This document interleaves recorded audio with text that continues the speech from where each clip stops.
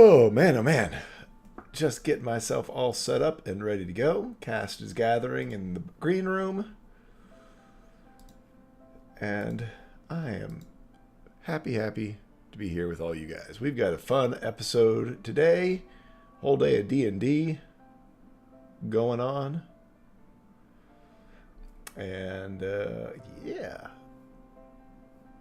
I'm looking forward to it. One thing I am missing, I have not been able to find it in like a couple weeks, is my little thing of Post-it notes, which I like to have because especially for people give donations, I like to go ahead and put it on a Post-it note and put it up on my monitor so I don't forget about it. I've got my two that we've got for today ready, but I don't have all the other fun stuff.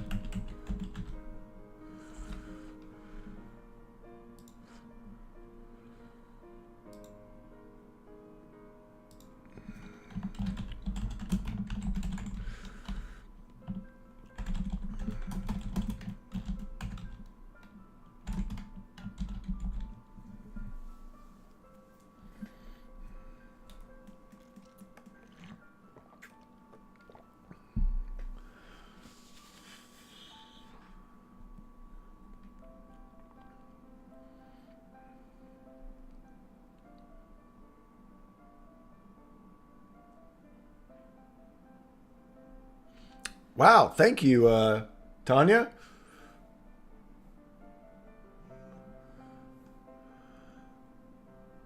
Yeah, get together with me, and we'll have it ready for the next session because we'll need to discuss what it is. And yeah, that'll be awesome.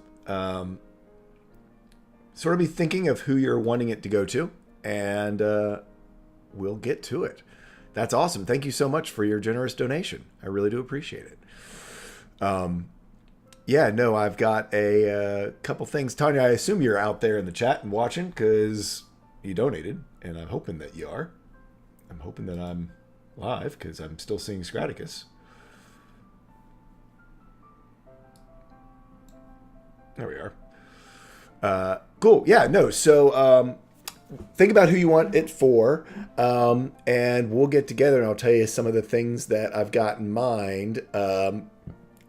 Excuse me. I just did the same thing. Stuffed my face and I'm still burping. So, hey, thanks, Tetrick. Do appreciate it. Have a nice dinner. We'll be here for the next 3 hours or so. And we tune in if you want. We've got, like I said, big combat on today. But yeah, Tanya will get together on what that can be. We've got lots of interesting things coming up and different ways that interesting things can be expressed. I'll leave it at that. Hey, Kate, how are you doing? Hope everything's going good for you. So I'm using this new OBS out there. Bird versus Plane, $35 for the spell bank. I will do so, my friend.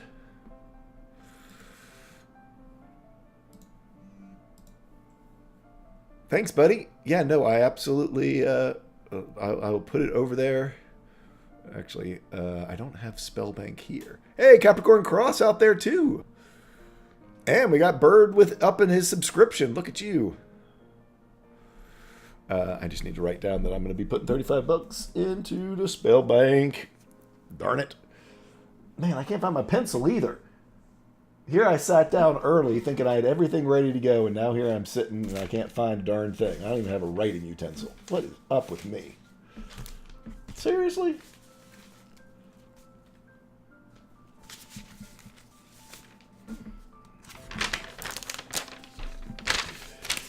Good night. Pro streaming right here. Hey, Capricorn, thanks for stopping in. There we go. I knew I had one.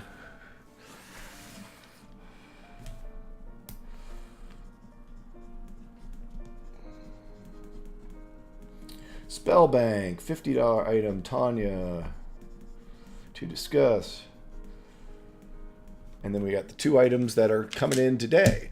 And at some point, I got to find my Post-it notes. And I actually need to... I lost a Post-it note. Alicia's going to yell at me because we all know why I lost it, because I kept moving it around. And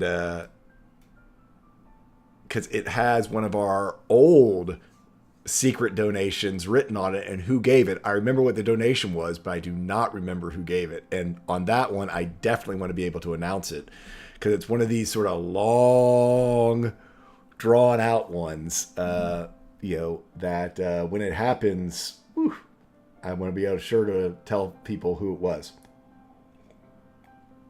I know, right? Yeah, Shuggy, I know.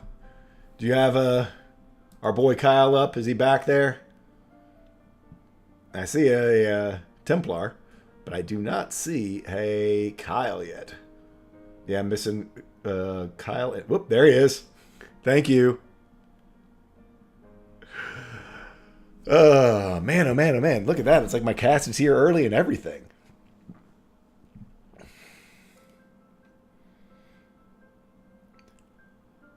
All kinds of fun stuff.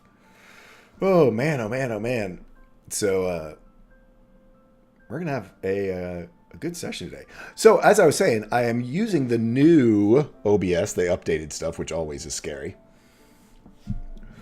Oh, come on. We know you're the only person that keeps him, able to, walk down the street each day. Shuggy. How is the audio mix? I mean, I want it to be there, but I certainly don't want it to be overpowering. And I know this is kind of a soft piece of music, but, I've actually now got ways to track what the right levels are compared to voice. My voice is coming in at, minus 10 dB.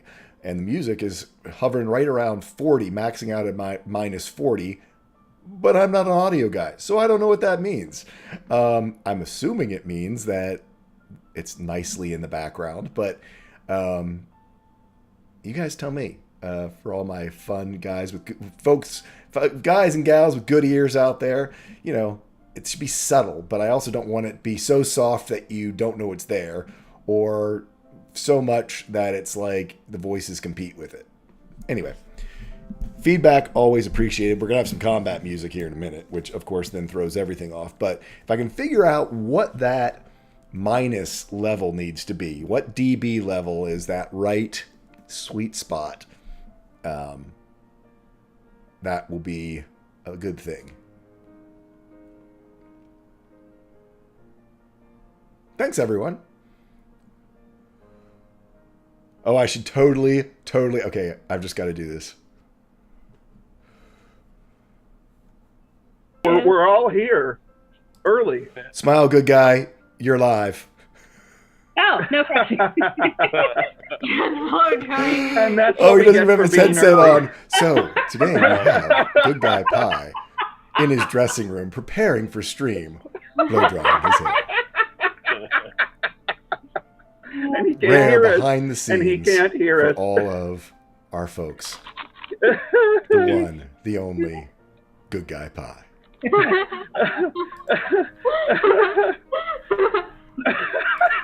Wave to the audience, good guy. You're live. Everyone was watching you dry your hair. Had to do it. You know what? We might as well go at this point. Here, let me get myself over there. I flipped over to check the green room, and there you were doing your hair. Someone's a prima donna. I gotta get myself turned off over here, and then I'll be back. Remove.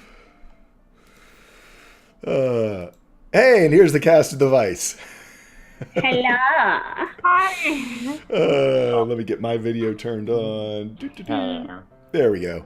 Let me get people in their right spots. And yeah, we'll start with Celia. because she was here first, or all but first today, as we move folks around to their normal positions. And yeah, tell us a little about yourself, who you're playing. Hi, I am Dragon Druid. I am playing Celia Rollerant, our high elf rogue. She does roguey things, like investigate and stealth and teach people how to stealth when they're too loud. Enjoy the glare from my glasses the entire stream. Hey, I was going to say, you know, when I'm working on it for long, they're right there. So, next up, we have Dragons or Cats. Surprise, guys! Dragons and Cats. I'm playing Ishkrin, the Eladrin Warlock of the Frost Prince. We all love his antics, don't we?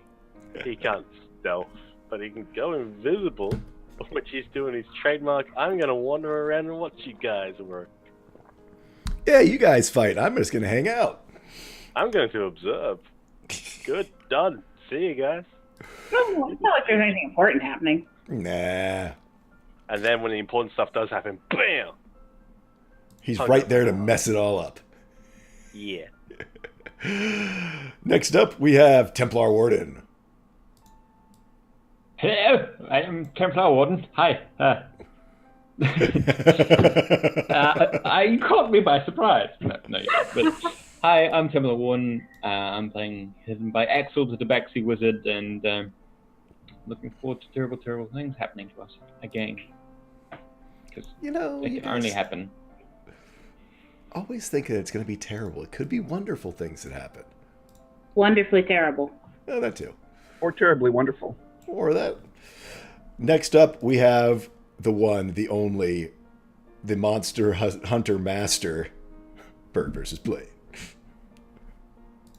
Hi, folks. I am Bird vs. Plane. I'll be playing Iskatol, the half-elf bard, fate singer, gunslinger extraordinaire.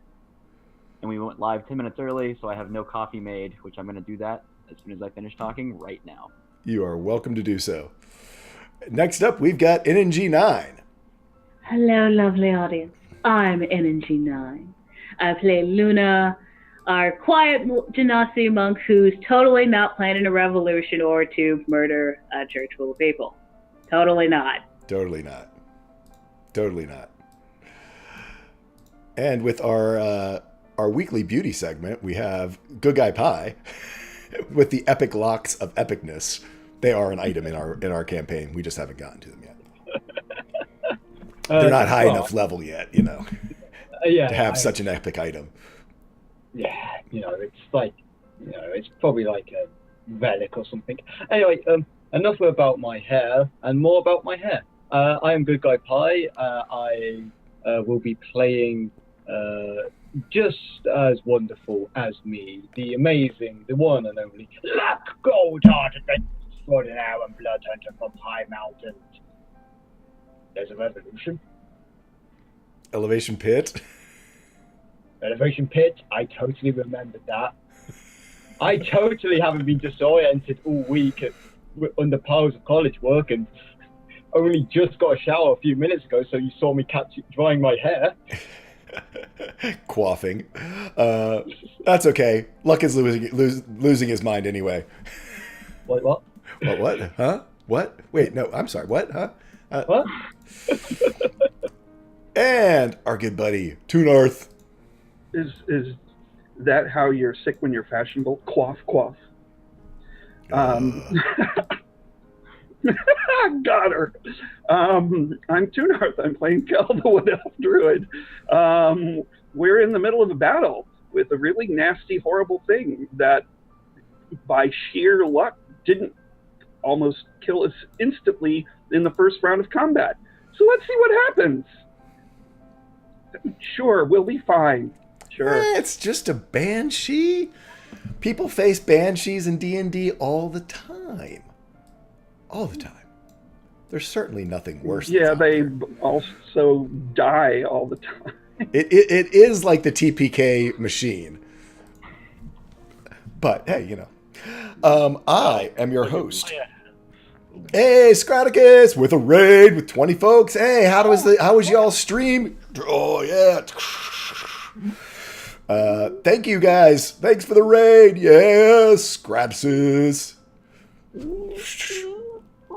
I learned I have to do fat hearts. Eventually I'll be able to do it. I just can't do it. I am such an old man, I admit it. There we go.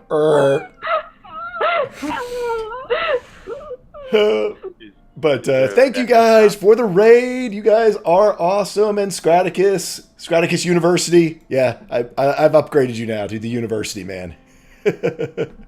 Academy, nah, y'all are like the university now. You are the height of D&D education. And anyway, I'm your host. I am Tall Squall. I am here to take you through the wonderful, exciting adventures of the Vice. I also am here to raise awareness and hopefully some money for our good friends at Special Olympics. Down below, you can see in our doobly-doo how you can donate. If you'd like to affect the game, you click on the Special Olympics banner, and it will allow you to donate things like Nat 1s, Nat 20s, not Nat 1s, one healing die, Nat 20s. There's some other items in there, magical items, potions, things like that to help our party out. At our higher level this month, our highest level, the $50 level, we do have a specialty item. And for those of you who are just joining us, we did have our good friend. In fact, I'm going to replay it because that's awesome. We had 2 donations come in during the pre-show. We had our good friend, Tanya Fredrickson. Okay, how do I repeat? Okay. They've changed my thing. To replay. Should be. There it is. T. Fredrickson. There it is. Ooh, pro streamer. Donated $50 for a special item to help us get up to $440. And Bird vs. Plane did $35 to go into the spell bank. So thank you guys for your donations. I do appreciate it. And that will bring, let me go ahead and get the $35 in the spell bank so I don't forget. That brings the spell bank up to $245.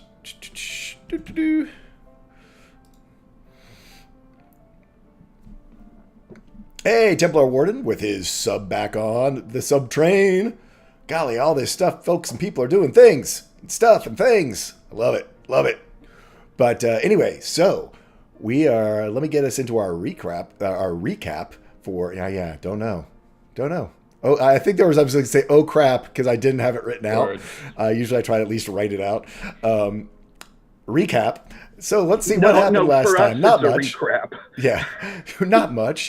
Just the party getting back together, finding out that the cured Earthen Genasi that Luna had rescued was not a Genasi at all, was in fact a human who had been used by the Temple of Purity to further their goals of whatever their goals might be involving Genasi. Certainly probably not good things, that they'd be willing to kidnap young humans and basically torture and scar them and overwrite their memories in order to make it so that it seemed as though they were doing this wonderful service for the Genasi and curing them of their stained lineage that harkens back to the time of the Calamity. They also decided that they would do a assault. Well, not assault. They needed to go, and having realized that the seed is able to release some of this sort of primordial Genasi energy. I'll call it like sort of Genasi potential. That when it passed through living beings, humanoids, actually became the Genasi race. When bound with a soul, would then become a new Genasi. However, some of it, because of the nature of the Sylvan Stone in this area and how it was used in some of the construction, trapped some of that energy as well. And probably not a bad assumption, this energy that they are collecting now will represent the future generations of Genasi to come. If they are indeed successful. They know that there's a large amount of it in Darixis. In fact, that's where they thought all of it was concentrated after the Calamity. However, it seems as though some of it got caught here, both in the Gateway Tavern, which they already were able to recover, and now they have moved on into the Grand Eastern Station, this giant station for the land ships, land caravans that the Zephyr Consortium was going to make to run through the Vice. In our words, basically some type of a steam, magic elemental powered steam train that they were planning. The Viceroy, who the Vice is named after, created this giant Grand Eastern Station, think Grand Central Station, which is made out of the Sylvan Stone, polished to mirror shine, and has somehow captured, in this case, probably thousands, not thousands upon thousands, of these pieces of Genasi energy that are now remain trapped. Our party waited till into the evening, knowing that that's when this area was less guarded, as it is known to be a place where spell casting is viable this close to the Vice, and people were sort of abusing it and causing Vice surges in the city. It was closed down by the Arcana Mystica and the local guard to keep people out from doing just that, casting spells inside of it. Through some shenanigans and trickery involving foxes and wild shapes and illusions and magical items, they were able to outfox the guard, get over the barricade, and make their way into the Grand Eastern Station. A creepy place filled with weird echoes and a disquieting feeling of always being watched.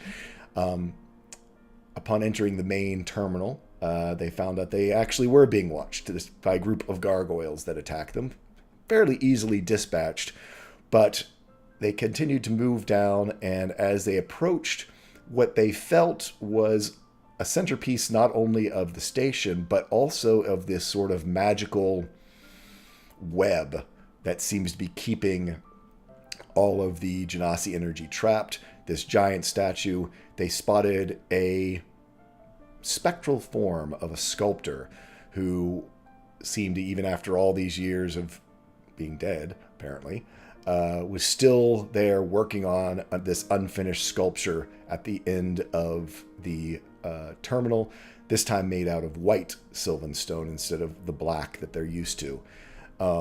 As they approached, another spectral figure, an elven woman, appeared from outside, from one of the sort of side corridors, emerged right in their midst, and let out an earth-shadowing wail, the wail of a banshee. And that brings us, my friends, to where we are right now. Let me move our party back over to the map. Get you all turned on. Get the combat going. Get some combat music on the horn as we re-enter the Vice. And I need all of you to roll initiative. I can give you all a shift click to help you out. That get you all there? Nope. Shifting. Nope. I'm not even on the right screen. Is it shift click? Isn't shift click brings y'all to it? It's Shift ping. You hold shift and you hold shift, like that. I don't see anything. I'm gonna throw some pings up just in case you can wander around. If you guys zoom out fully, it should be fairly easy to find it. Yeah, that's what I did. I zoomed out all the way, found us, and then zoomed back in. Yeah. All right. Yep. Alright. All right. Ooh, look at that. I went ahead and rolled Dustin and Valturian, so I didn't forget. Forget Dustin and Valkyrie. Yeah, I was going to say Dustin, that doesn't really matter if he's not involved. Yep, I think that was it. Wandering is that I was on the GM layer, and when you shift ping on the GM layer, it doesn't pull the people there. Yeah. Yeah, it doesn't at all. I've learned that lesson so many times. Lilia and Iskrin is on point. Yeah, they are. Hell yeah. Let's see. 1, 2, 3, 4, 5, 6, 7. That's y'all. We know spooky elf stories. And I need to get our good friend the Banshee. Yep. In a dark, See We where have her different definitions of friend. real turn's going to be. in a dark, dark city, there's a dark, dark road, and in a dark, dark road, there's a dark, dark door. Does anyone remember that book? Yeah. Woof! Look at this. Then Somewhat like like that. the very weird. Looks like the party is going to be up first with a big old 25. Let's go to Cilia. Okay. Oh. Bleh. And I accidentally made my window smaller, and it completely messed roll 20 up for me. Okay. So, actually, Cilia, as you begin your turn, in fact, let's go ahead and let's see. Let me get my diameters. I need everyone but Axel to make me a wisdom saving throw as she has appeared.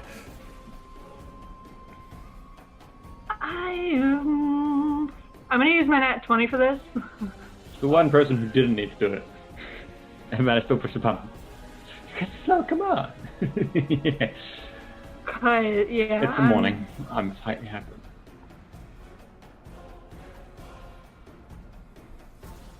Boo. Okay, is that all of y'all? 1, 2, 3, 4, 5. Who am I missing? Actually, I need to do Dustin. I need to do Valturian.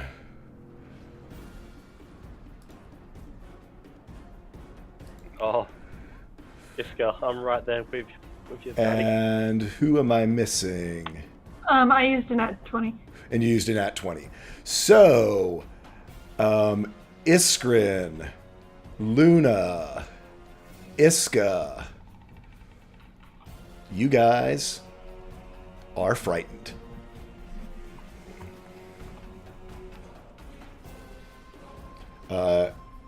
As you know, that means that you are unable to approach, get any closer. You are affected by the good old frightened condition.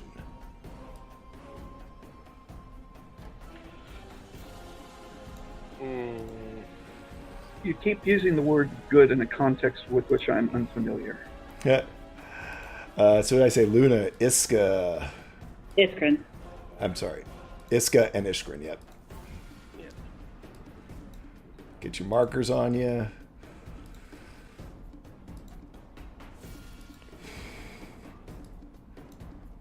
We only had one more character whose name began with an I. Yep. Then we could go I. What are you, Alpha 5? Cilia, you are not frightened. Power Rangers. Yeah. Okay. She has technically already acted though, so you will not you don't have advantage on this. Yeah, I know. I was going to hold my action until somebody got close, but all of the close-up fighters are freaking feared. I ain't afeared of nothing. Except from that banshee. That's a technicality of me.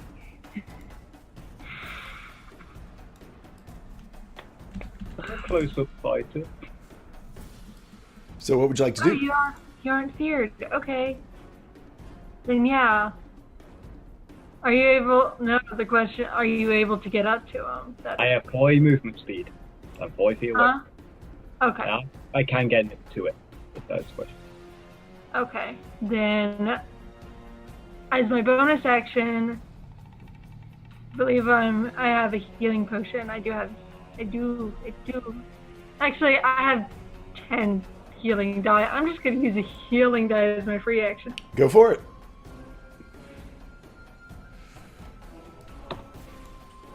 Get a nice free health. Okay. And then I'm gonna hold my action until luck comes over. Gotcha. Cool. Dustin is going to take his shots at the Banshee with his longbow. That's a 21. That hits. And an 18. That is going to hit. So for 14 piercing and 11 piercing.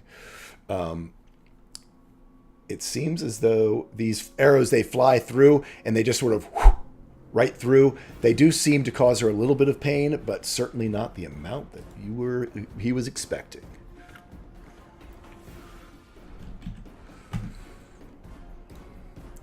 Iskrin, you are up. You are afeared.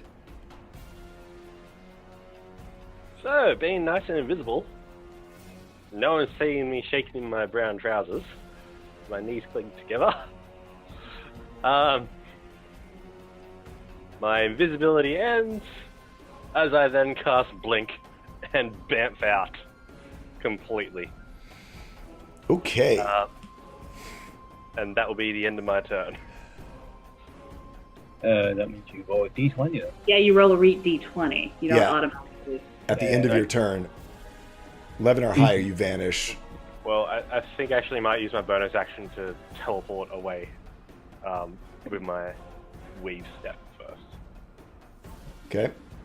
You are able to Okay. use it in here. So it's just, and then I appear in front of Axel and just say, So now roll your d20. Let's see if you disappear.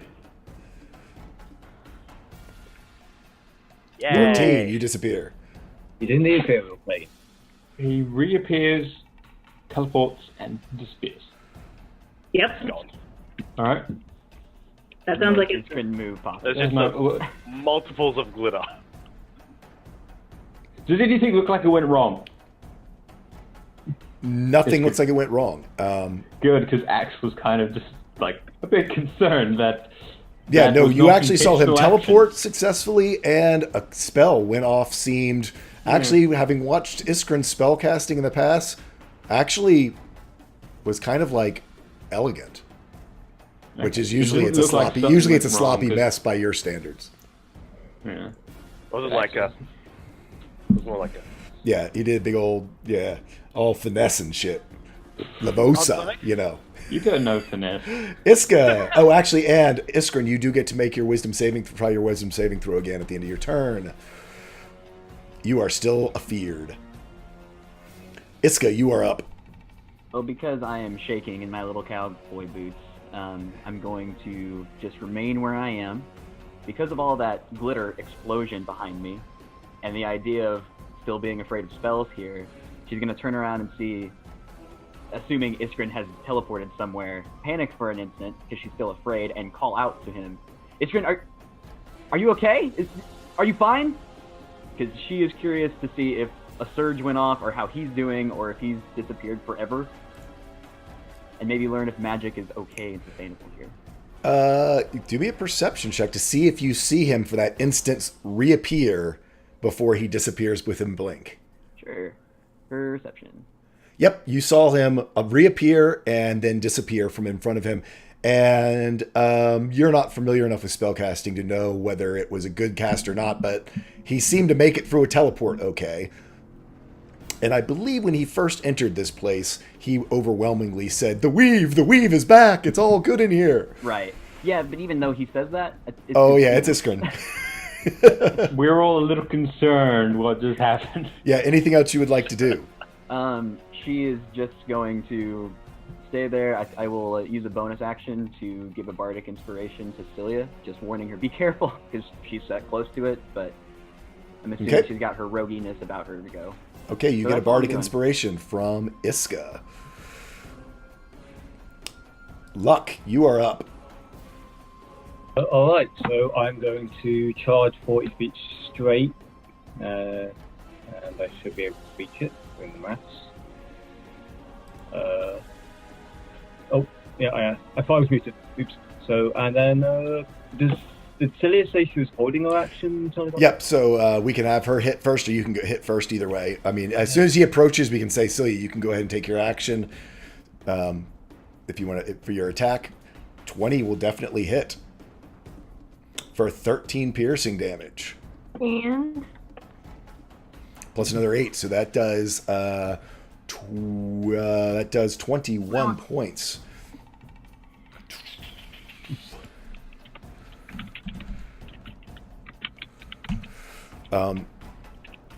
Again, as you hit her.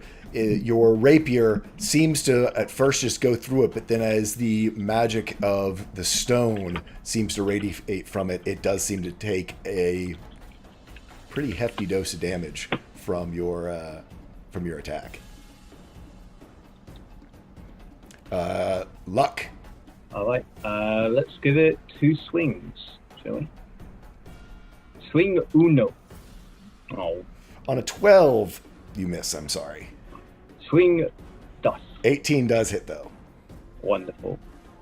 So that much, and I had lightning up. Yep, I believe you had lightning up. There you go.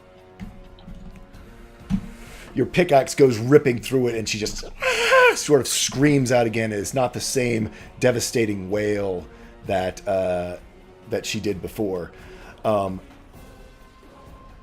At this point, Master Sculptor Barnabas begins his turn.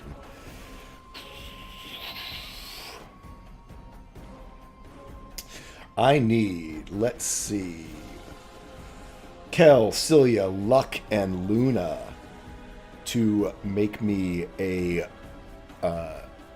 concentration saving throw, but a constitution saving throw, please. Dear. Hey. I'm gonna use Bardic Inspiration. So it's a D8? Yeah. Is the okay. Hey. Ooh, nice. So 19. Kel and Luna, you hear in your head this incredible cacophony of metal chisels and hammers onto stone echoing through this chamber as your mind just gets filled with this sound, and you become distracted. You have disadvantage on attacks while underneath of this effect.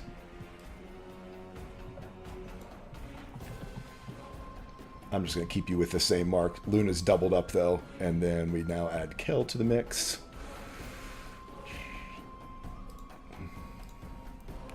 And then that's with folks within 60 feet.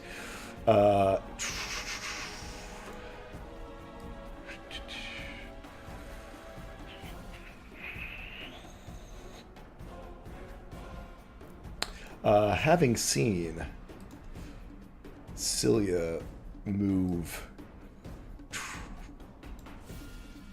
to attack his friend, his main lost love, and actually as he moves forward, I'm going to need that same Constitution check from Iska as well as Dustin and the others, as you have entered his aura of casters of the Creator's madness.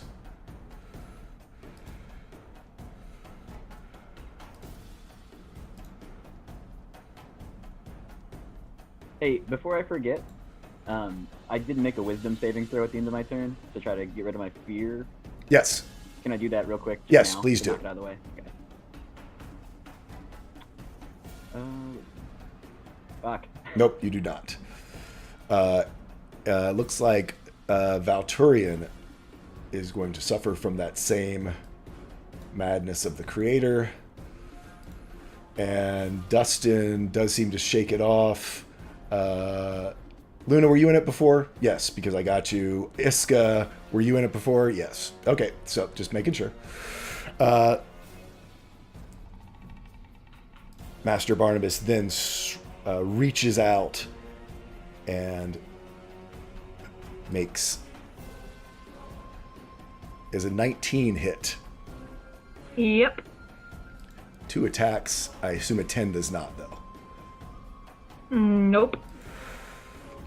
He reaches out and he grabs on to one of your arms, and it's almost like your flesh is clay, and he just takes a huge chunk out of it and it rips away as though he's a sculptor working with clay.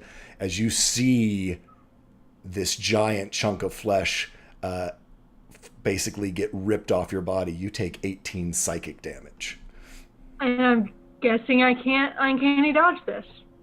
It is psychic damage, so I thought that was. Remind me, which is uncanny dodge? I thought that was for saving You throws. use your reaction to half the damage from an attack that you can see coming. That you can see hits you with an attack. Yeah. When an attacker that you can see hits you with an attack, you can use your reaction to half the attacker's damage against you. This is a weird one with it being psychic damage. I'm gonna say no. You don't see it. Maybe. And that is his turn. Kel, you are up. You are under the effects of the creator's madness. Okay. Maybe You are so, not but feared though. You're just distracted. I'm going to do what I should have done the first time, but I was so enamored of the whole elk thing that I didn't go back to what I should have, and this time I'm going to use my remaining wild shape to turn into, sorry, bird, a giant spider. And then I will move slightly over here to get a clear shot. I'm going to use a nat 20, so screw you, disadvantage, and attempt to web the banshee. Okay. Give me 1 second. I just need to check on I something. don't know if it'll work or not, but I gotta try it. Probably immune to it. Only one thing I'd say about the nat 20 is you need to use 2 to guarantee it. Because you're at disadvantage on an attack. You would have to use 2 because it's two rolls. Yeah. Oh, really? Yeah, because you're at disadvantage on the attack. So your call if you'd like to use 2, you can. Is that how that works? This is the first time we've ever Yeah. done. Yeah, this is the first time we've raised that situation, so I mean that. I've always said that if you're at disadvantage, it would take 2. You would have to spend 2 to have it. I mean, that's how I've always Okay. thought of it in mind. It's disadvantage. It only counts as a single roll. Okay, then I will when not you're- do that. I will just pray and roll and see if I hit.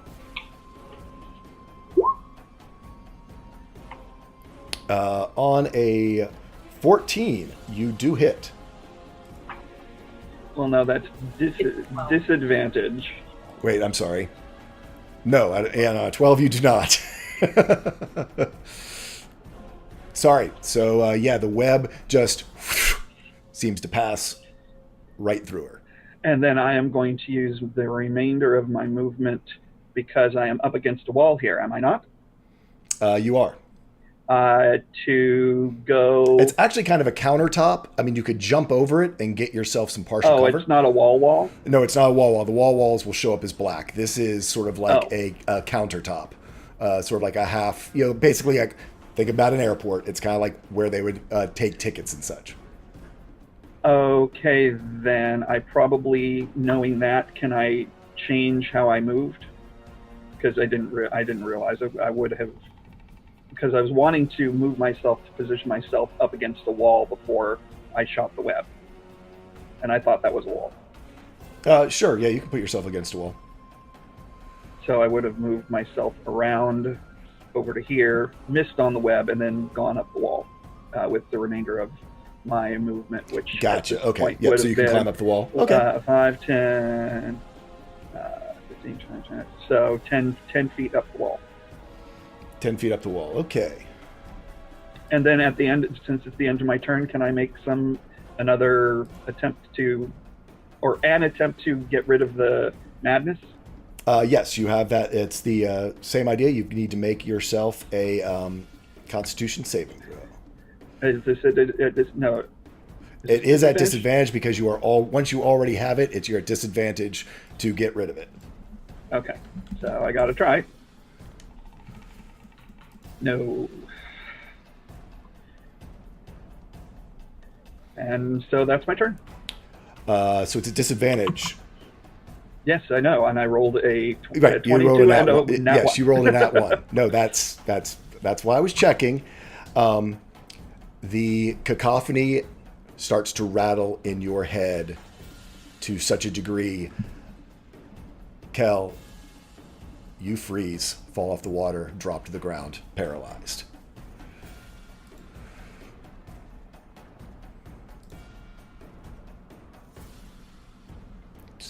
I don't even know what to use. It's paralyzed. Good night. We'll do that. Radioactive. So I am a giant spider, basically on my back on the ground with legs twitching in the air, Yep. Yeah, the sound just so completely overwhelms you like spiders do. that you are now paralyzed. And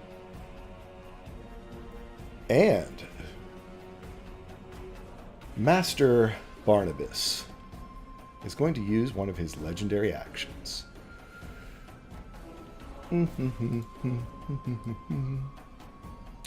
Oh, that happy noise really unveils the monster's ability. Let's see.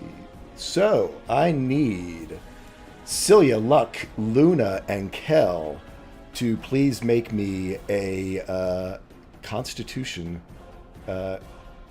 saving throw. At disadvantage? This is a different effect, so it is not. This is not about concentration. This is about your literal constitution.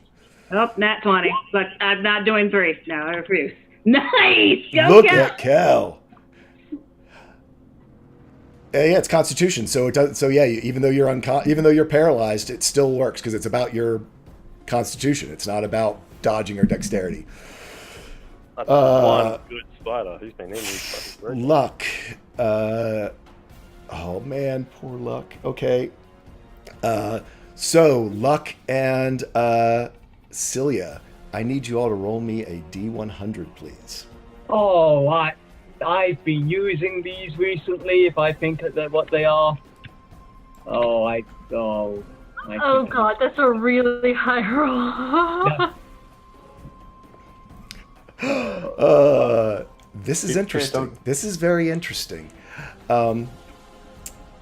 Interesting is bad. Yeah, it is.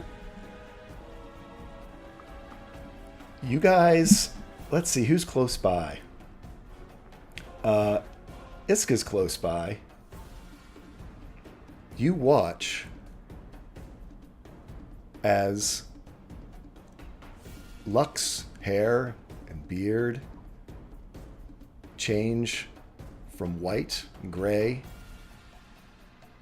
back to brown, and his face smooths out as he becomes 50% younger. 22 years get shaved off of Luck's life. He is now 23 years old. A Celia, strapping young lad. Excellent. actually, Celia as an elf probably doesn't look too different as she gains 50% of her age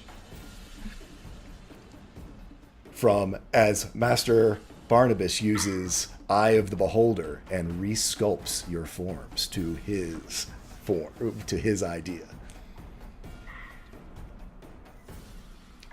Ishkrin, you're dating an old lady now. I was gonna say because I think you were what? You were like only 35, right? 28. 28. So yeah, you just gained Yeah, 24 'cause you were years. like- So you're over to an 100 elf, the years fact old. that you're now 40, whatever, 40. To be Not- completely it's 40 nothing. two? It's nothing. 56. You're 35. I'm 35,000. Yeah, it's like it's. He's still robbing the cradle. Don't worry. I'm Elvin Robin the Cradle. It now is Lady Illyria's turn. She is just going to reach out. Let's see who hit her. Luck hit her hard. She is going to swing out with a 15 to Luck. I don't think that hits, does it? The newly spry Luck dodges out of the way as her corrupting touch passes by without hitting him. Luna, you are up. You are frightened and distracted. Yeah, I'm just gonna pray on it. Protection from good and evil. Okay, awesome. So Luna, you are now. I should put a little symbol on you so we know that. An aura goes around you. So I assume you're casting it on yourself. Oh yeah, no, it's like no. Like, hey, big guy, I need your help for a little bit. And I need you to make both a wisdom and a con saving throw to see if you can throw either of these effects off. Okay, so wisdom first. You are no longer afraid. Though, wisdom is normal. Con is at disadvantage. Well,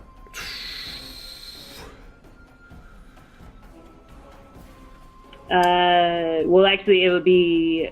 Okay. Yeah, con is at disadvantage because you already have it. So you are unable to throw off the. You could thrown off the fear, but you are still distracted as all of the sound echoing through is still echoing through your head. Yep. That's fine. I can't really attack this turn anyway. Yep. Is that everything you want to do? Yeah. Yes, it is. Celia, as you were looking at... real quick, free action healing die. That's it. Okay, go for it. Celia, as you were looking towards Master Barnabas, as his eyes caught yours, and this strange effect washed over you and Luck, from behind the statue, you see a weird glowing light. What you thought was just a chunk of sylvan stone lying on the ground rises up. It is in the shape... Whoops! Do not do that. Undo. Not maps. It rises up and you realize that it's the shape of a skull and it starts to burn with this unearthly glow. You see, that doesn't seem good. Oops, that's the wrong one. Well, sorry. Damn it. There's totally not another one. Oh dear. So we might as well just go ahead. Since I've already spilled my beans. Kel doesn't notice. He's twitching on his back on the ground. Two of these rise up from back on the back. And yeah. They look out towards you, and you see a small bead of light come shooting from the center of the skull.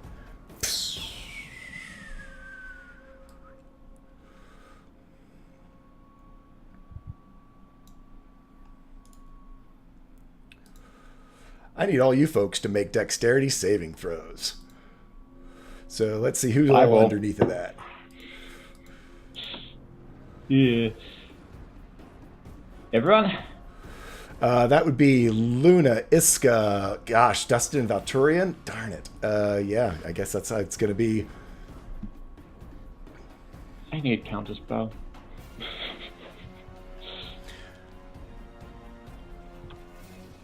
As the Artist Guardian casts good old Fireball. Everyone's favorite spell. I've casted a grand total of 3 times. There's that good again. That, good. I think he said grand this time. No. Yeah, I can't wait to get back from the ethereal plane and just see how bad things actually are. That's your fault. Oh my god. Great holiday. Did you see what just happened with both Dustin and Valturian? Oh, no. Oh, there goes our seed. Valturian goes down while still holding the seed. No. Dustin just gets completely blasted. And Iska, you made it. You take half that, which would be 15 plus 2, 17 points of fire damage. Luna, what did you roll? Or what did you do? Luna, you're in it. I saved. Oh, that's your 22 up there. Yeah. So yeah, you take 16, or what did I say? Whatever I said it was, 17 points as well of fire damage.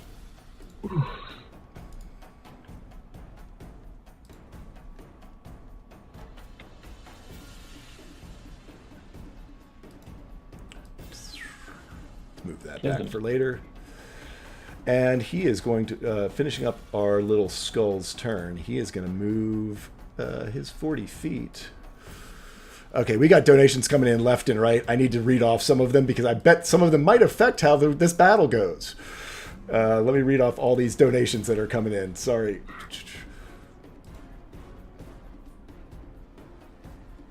Kit donated $25. Kit, are you donating for something specific? Faleon donated $10. 2 nat 20s for the DM to use at his leisure to help or hinder the party. Keep up the good works, Squall.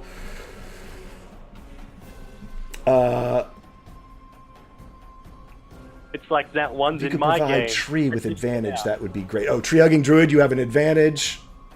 We'll call it what a donated advantage is. There you go. And Kit, yeah, you can take your time. I'm sure that they won't be dead by the time you figure it out. Just kidding. Yeah, whatever you might want to give folks. I'm sure they will appreciate it.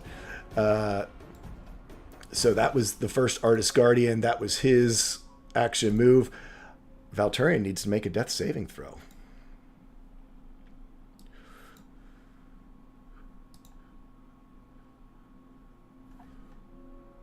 $18. He's successful on his first one. Axel, you're up.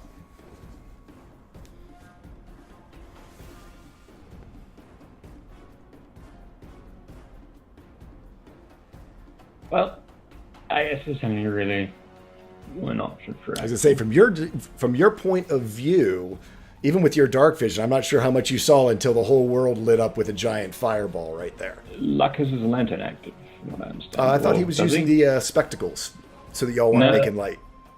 Or you have your lantern out. That's cool. Either way, I'm fine. We had lanterns on because there was something.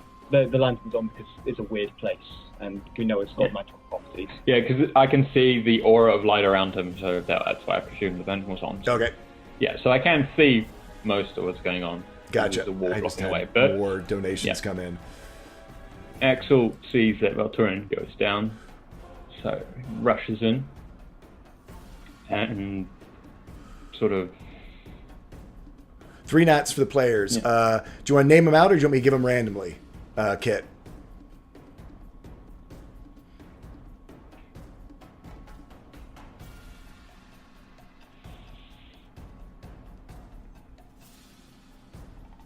Random. Okay. Everyone roll me a d20. The 3 highest get nat 20s.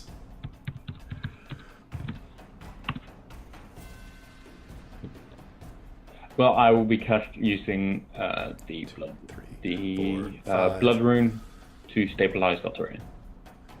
1, 2, 3. Is that everyone? Did everyone roll? So it looks like Tree with an 18 gets 1. Luck and Iska get the nat 20s. Okay, Awesome. Thank you very much. Here we go, folks. Yes. So you use the blood rune. Describe us how you take care of Valturian as you just trace the blood rune. Yeah. So Axel sort of runs up to him. He sort of collapses. Axel sort of pulls him over onto his side, just sort of traces it on his cheek. No, nothing fancy. Just a trace that leaves sort of a glowing line before it dissipates, and his breathing and everything sort of seems to be steadier. So yes, you carve this rune in, just as you say, on his cheek, and it sort of burns in his own blood that now, in his charred skin, and basically he goes into this is the one that basically puts him into stasis, right? No, this is just. Oh, this is calm blood, not freeze blood, right? Yeah. Spare the dying, just Okay, so it's and he has stabilized. Yeah, and then Axel will use feline agility to move more and back to here, roughly. So he's got a vision, but distance, and don't think he has anything as a bonus action, so that's his turn done. Okay. Next up is the other Artist Guardian. And he... Okay.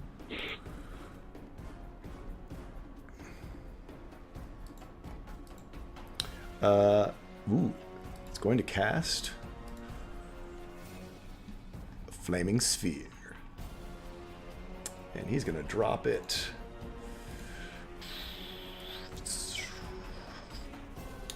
I think he's going to drop it right there.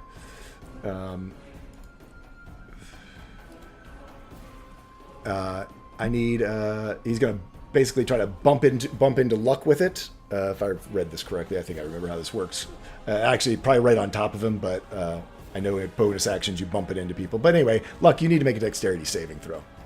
Alright. Flaming Sphere, great. Oh, I hate this spell so much. I have You only take 2 fire damage, but this flaming sphere still persists there beside you. And he is going to move forward as well. Oop, did I move him onto? I moved him onto, though. Yeah, there we go. Nope. Objects.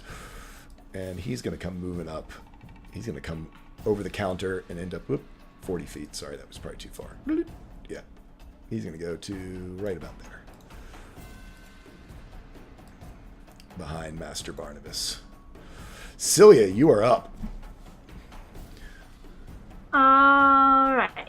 So, Celia's gonna look back at Iska and say, "Don't worry about me, heal Dustin." And I'm going to attack Master Barnabas. Jumpin', you got another. I'm sorry. Jumpin' donated another nat 20 for Iska. For Celia. Thank you guys, y'all are awesome. Oh, disappointment. Actually, I think it's multiples, right? 3 nat 20s got donated to Celia. Y'all are Way awesome. to bring your cheering club with you. Use them. I totally did not invite an entire Discord server of people over to watch the stream. Hey, okay, so we'll allow it. That's awesome. Welcome, guys. Welcome, everybody, and thank you for your donations. You know they go 100% to Special Olympics, so thank you so much. And now we're about to watch Celia probably do some unleashing. Yeah. I am going to spend my advantage so I can get my sneak attack. Who are you attacking? Barnabas? Okay. Yes. And then I'm going to use both of my natural 20s for my main hand attack. And actually, before you start, you are within 60 feet of him. And wait, you saved, right? You saved. Mm-hmm. You saved the first time, so you're good. You are not entering into his 60-foot radius. Okay. Yep. No, you're good. So using 2 of my nat 20s, and I'm going to assassinate, and then turn this into an offhand attack and take away my dexterity bonus, and then assassinate. And then scoop. Fallen One does $30 and gives nat 20s to everyone but Celia because she has plenty. I rolled crap damage. Oh, you did roll crap. Yikes. So that's, let me add all this stuff together. 34 total. So for 34 damage as you go ripping through Master Sculptor Barnabas for 34 damage, you do see that, everything does seem to... Yes, everything does seem to do damage on him as you expected. He is still very much alive and kicking. Okay, and then as my free action, I'm going to spend a healing die. Okay. Somewhat ironic that a ghost is alive and kicking. Yeah.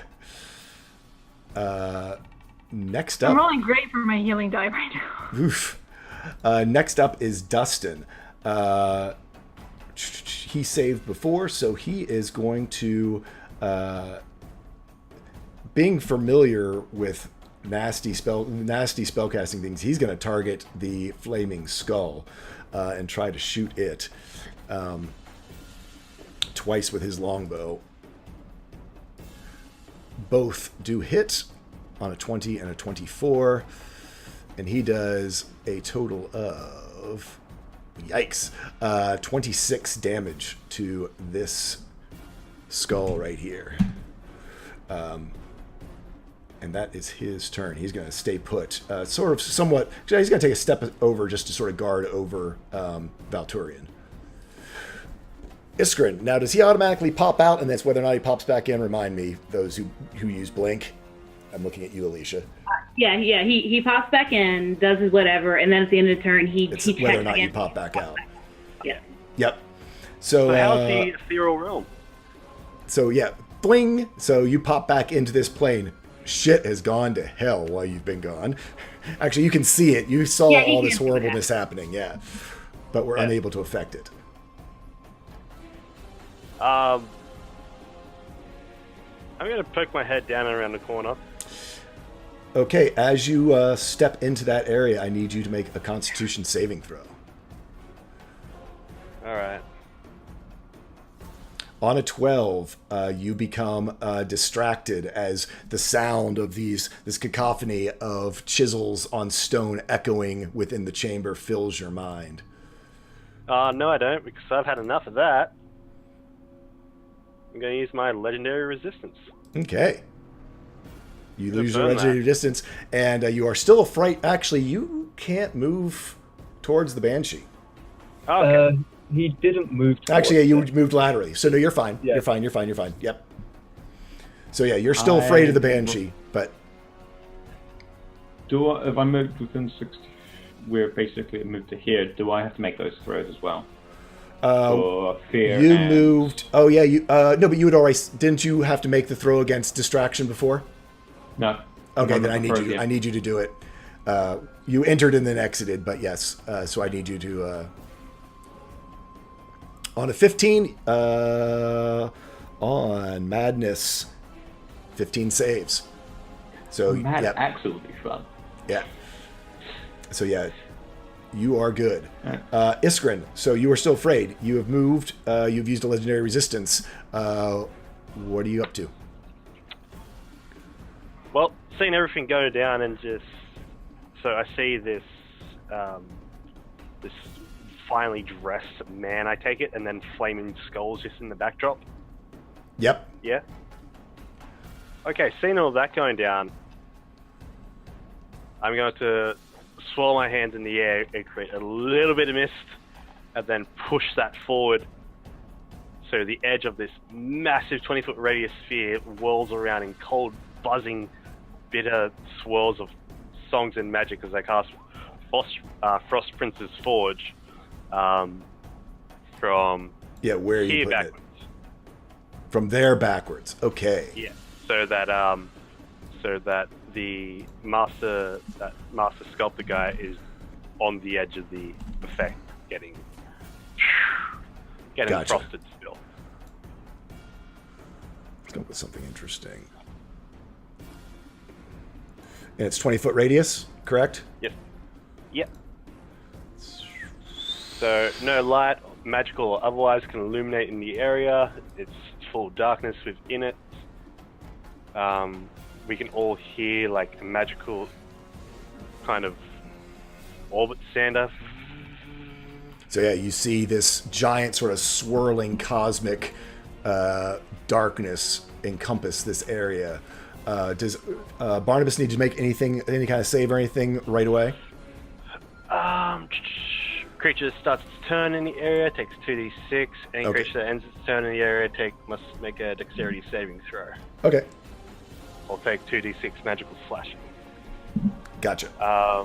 So yeah, it's darkness, difficult terrain, and save on each of their turn. Gotcha. A save at the end and damage at the start. Very good. Yeah, and that's concentration. That's my spells. And Cool, then cool. I'm going to bamf out. Roll your 20. Well, actually, I'm going to. Where's my 20?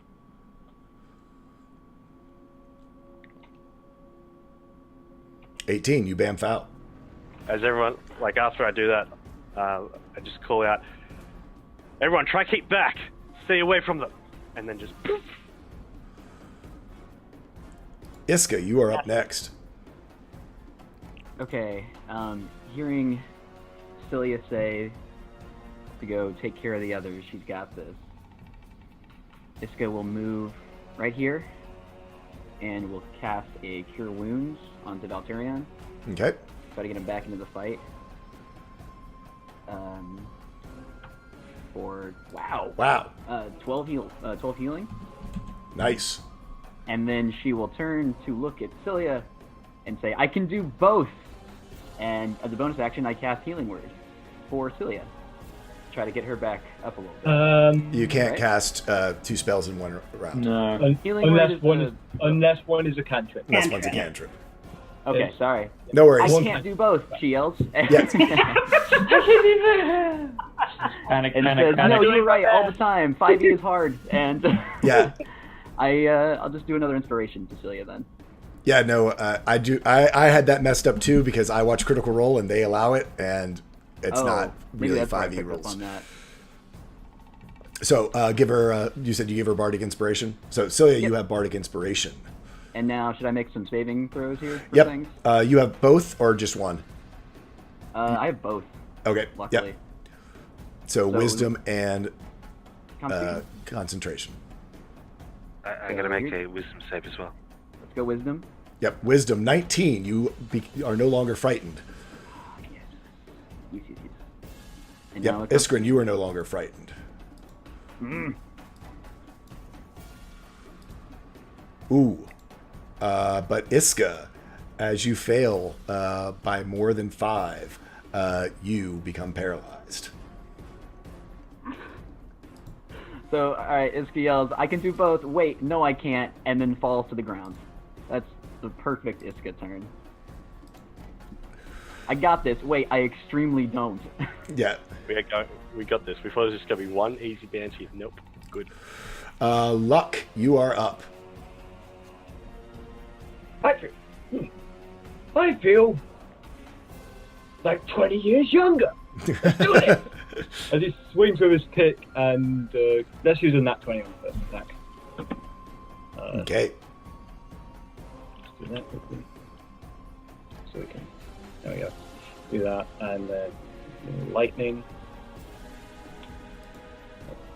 So that is, golly, that is 24, 26, 31 points of damage to Master Barnabas. That's not Barnabas, that's the ghost. Oh, to the ghost? Yeah. How you want to? Yeah. How do you want to? Yeah. I'm sorry. Yeah. How do you want to? How do you want to do that? So sort of just feeling younger and quicker. He just sort of flips up his like sort of just flips his pickaxe in sort of a way so he's holding it like that. Gets in sort of a running motion and just runs past the ghost and just whoosh sort of through its head with the lightning sort of trickling down it. Nice. Yeah. And you with a silent wail, she just dissipates. Sort of goes back to holding it normally. Now I can't see Master Barnabas, can I? That's the question there. I'm sorry. Can I see Master Barnabas, or is he in darkness? He's in. He is in darkness right now. Okay. Next question. This is a lantern of revealing. It dispels magical darkness, if I recall, Yeah. and actually it illuminates. We'll say you can see him. I'll give it to you. I can. Okay. I'm double checking that because I didn't know. Oh yeah, no, that's. I don't know what the real rule is, but I'm going to rule for you can see it with a lantern of revealing. Because Because technically you see the area, but the area is spelled. So I'm going to get up to Master Barnabas and give him a normal swing. Okay. 17. 17 does hit. Boom. And So for 20 points of damage. So yeah, you go swinging through him backhand, and it's almost like rips him in half, and he reforms. But there's almost like there's trails of him have dissipated. It is now Master Sculptor Barnabas's turn.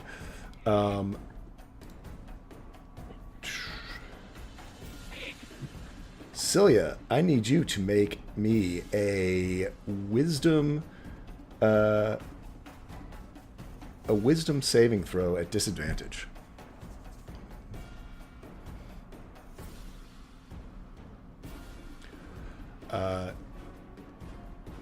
You guys... you have the inspiration if you want it. Oh, I do.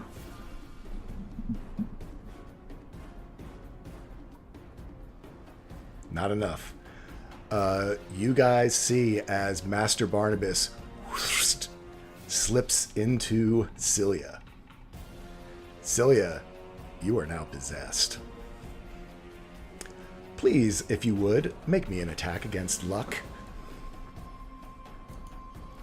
This would be a very bad time. Oh, to crit. Thank God. That was a virtue crit. It is magical. It is magical damage, and you don't have an ally next to you.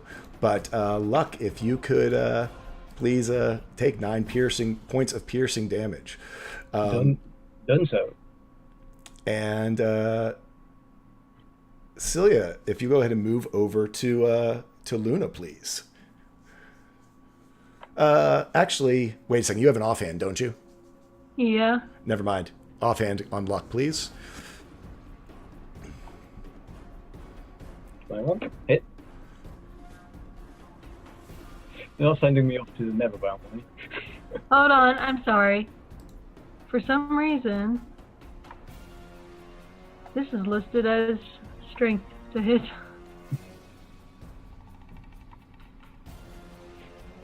But it hit anyway. Yeah, it would have hit anyway. And I rolled full damage on it too.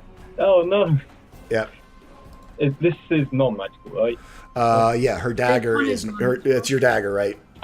Yep. Oh, Is not magical. So yeah, it's reduced to 2. okay.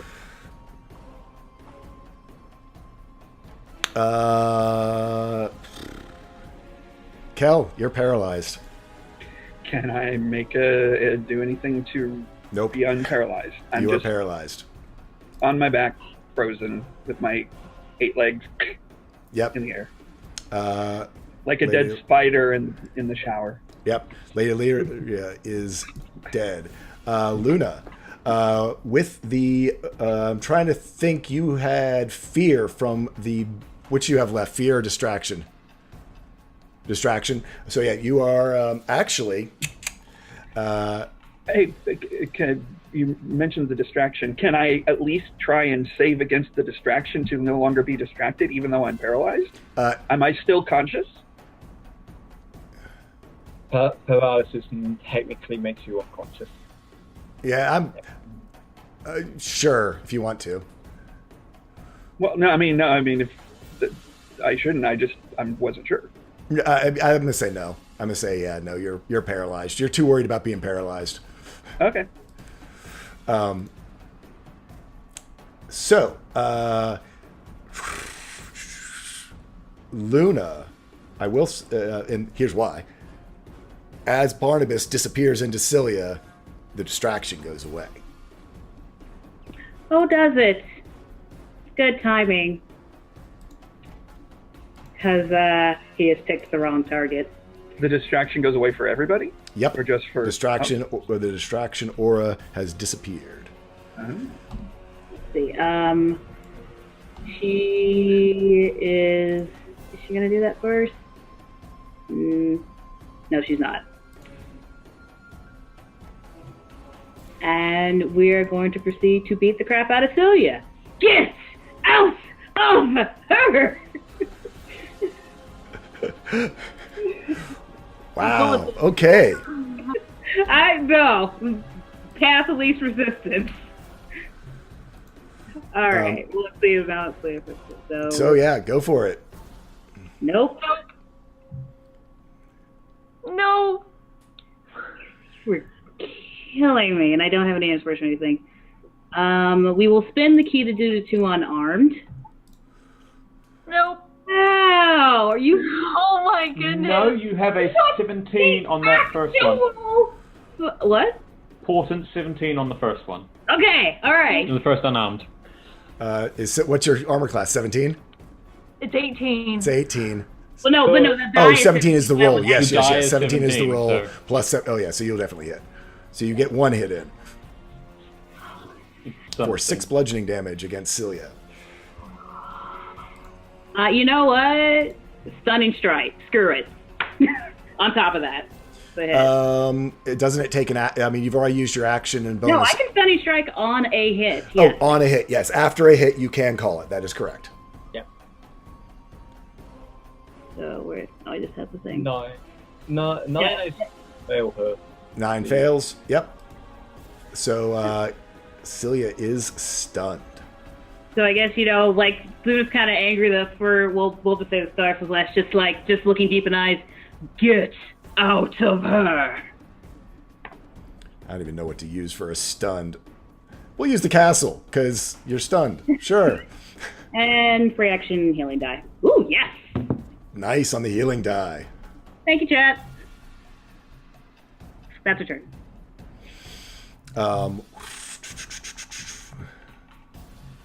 Next up is the Artist Guardian. He, having seen Barnabas go inside Celia and now you wailing on it, is going to... Let's see. What is he going to do? Oh,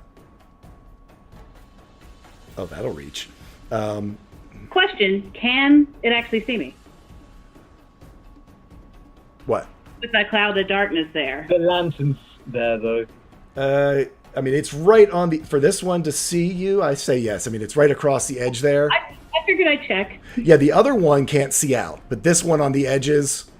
Okay. And with the fireball, its own fireball right there beside it. Well, here's the thing. I mean, the reality is he's got movement. I mean, I was just Yeah, asking. no, it's a good call. It's a good call. Anyway, so yeah, he'll adjust.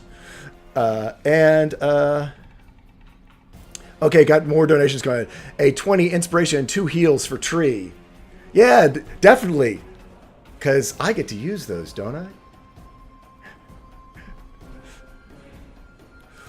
Yeah. That's a good question. Can I use, if someone's possessed, can I use the healing die as a free action? Can NPCs use chat donated items? Oh, is that a question someone's asking? That is what I am posing to you if you were trying to decide. You have the 2 hits. Yes. You really want I would say Okay. yes. There you go. So yeah. So, Yeah. just don't But go she's wide. stunned. Well, and you have to be able to move to be able Yeah. to use a thing. But she can't. Suck it, ghost. Yeah, suck it, Can ghost. be stunned. If her being stunned, I'll say that that's not possible. But yeah, first chance I get. Anyway, so no, that's not what I want to do. I lied. Cancel. That's not what I want to do. I want to do this. Does a 14 hit you, Luna? Nope. How about a 19? Yes. A ray of flame goes beaming out of this flame skull up here into the side of you, hitting you for 10 fire damage. She's annoyed. And the flaming sphere behind you moves into your space and bumps you. Ooh. Roll me a dexterity saving throw. Okay. You know what? That's going on. I will use a donated nat 20 from chat. There you go. So you only take half that, so you take 5 more fire damage from the flaming sphere as it bumps up against you.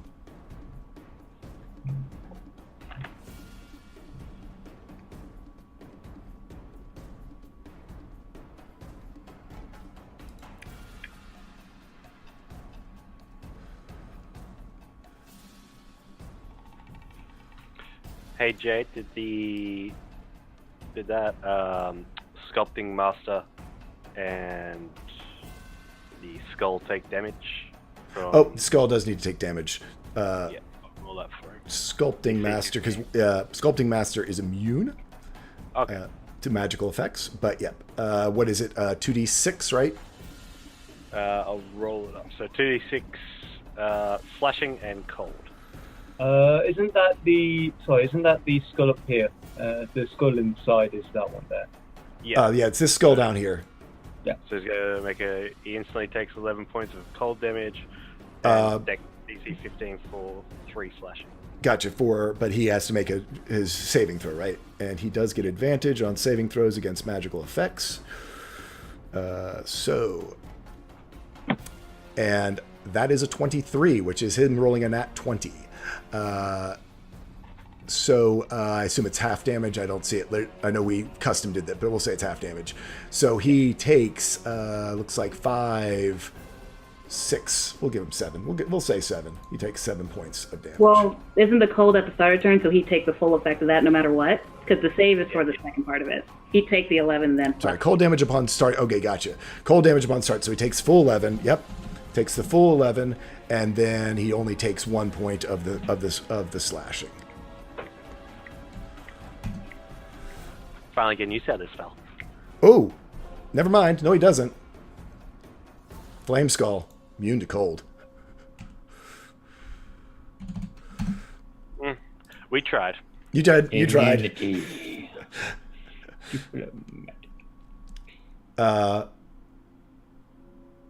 It is now Valturian's turn.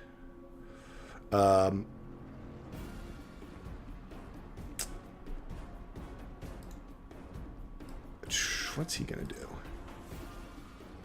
I do know what he's gonna do. Valturian, seeing Luna, he wakes up, looks at Iska and Dustin. Banshee's dead, and he's not there, so he is not suffering from any of these effects anymore, because no one is, because none of those fields are in effect.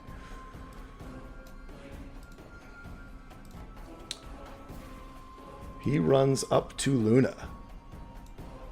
Actually, he hands Iska the seed and runs up to Luna. He places it on top of Iska because she's. Oh, okay. So she hands it to Dustin. Sorry. So it's good for spell slots for that case as well. Ooh. I lied. Hey, I forgot that you were mobile. I have completely lied what I did. He's holding the seed. He reaches out to Iska and casts Lesser Restoration, and paralyzation gets off of you.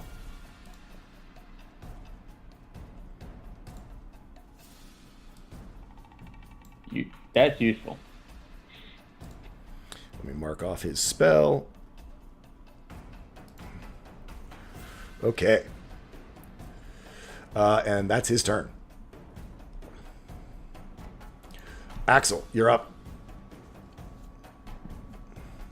Christian, can I see the flame skull in the lower, in the area? This one down With here? the lantern?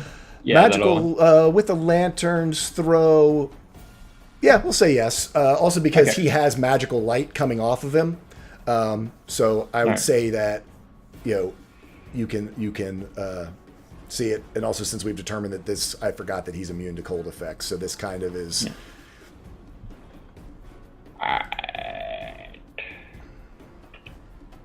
Let's move to there and cast Magic Missile. Again, the sort of carving the rune in the air before shattering it, but casting Magic Missile at What level? Yep. Second level. And splitting it evenly between the two, so that's 2 to each. Gotcha. So that would be 9 to the top one, 10 to the top one, and something to 8 to the bottom one. Force damage. Plus 10 to the top one. Yeah. Plus 8 to the bottom one. Yeah. You see a huge chunk fall off the one that's inside of the magical darkness as the magic missile just goes goes shooting into the other two up there. The one up top is it's the first damage he's taken. He seems to sort of be able to just sort of absorb it and keeps looking down at the party. Concentration, though, right? It is concentration on the ball up top, so he needs to make a concentration check. On a 7, he fails. The flame sphere disappears. Nice call. I forgot Looks about like that. he got burned out. Soof. Yeah, he's pissed. He's not. He absorbs it, then realizes he lost concentration and snarls back at you. This one's starting his turn in there. Cold damage doesn't affect it. This movement is half speed, right? We've described this as a swirling maelstrom. I'm actually going to have to make him make a dexterity saving throw. On a 7, he fails. Go ahead and roll me the damage on this. Because we've always described this as a swirling vortex, and he is a flying creature.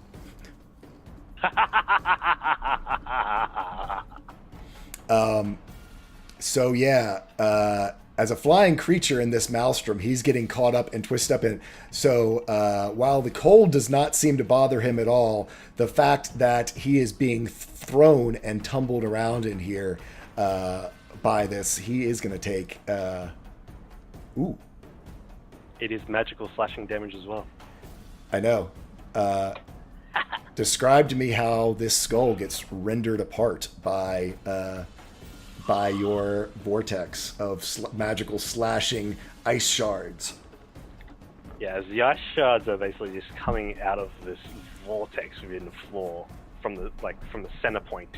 It swirls around and one just flashes into him, setting off the lower jaw.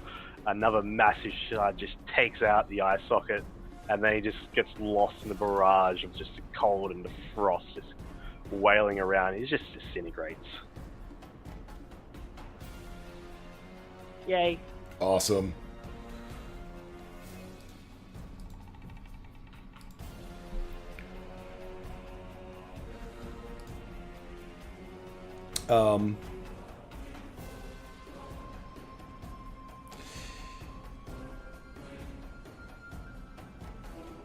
Let me see.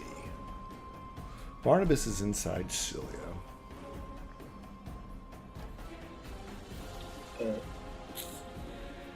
Yeah. Cilia, it's, Who can't do anything? Cilia is stunned, but she gets to do a saving throw at the end of her turn to break it, correct? And it's just until the end of the turn. Okay. So it ends at the end of the turn no matter what. So end of the turn. I'm gonna roll for whether I can do it or not because I don't want to be this to be like I'm being a cheater. High, I get to use the healing die. Low, I don't because it's a free action. It's low, no healing die for this time because of the stun. I don't know. Possession doesn't give you access to class features though. Well, but that's a donation. That's different. No, donation healing die. But she wouldn't be getting sneak attack or wouldn't get sneak attack. She hasn't been getting sneak attack or anything like that. Okay. Yeah. No, it doesn't give you access to knowledge, actually, and like her. You missed by a lot though. We bumped it up to the 17. No, because actually, you have a +1 on your armor. I actually read up on this last night. The ghost does not benefit from items attuned to Cilia. So the armor, your armor class is 1 less from your bandit armor of shadows. But I don't think anything missed by just 1. Those rolls were crap, though. Yeah. Cilia, so that's Cilia's turn. Dustin is going to run forward. Oop, wrong thing. And take some shots at this flaming skull. I claim he's got line of sight, maybe. We'll move one forward just to be true.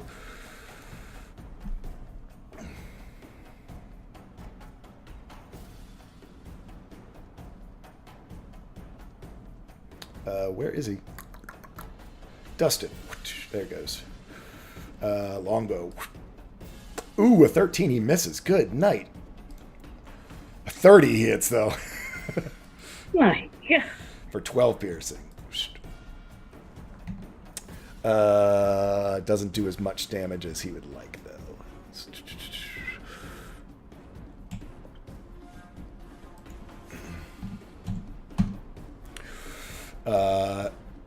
That's Dustin. Iskrin. Mr. Ethereal Plane.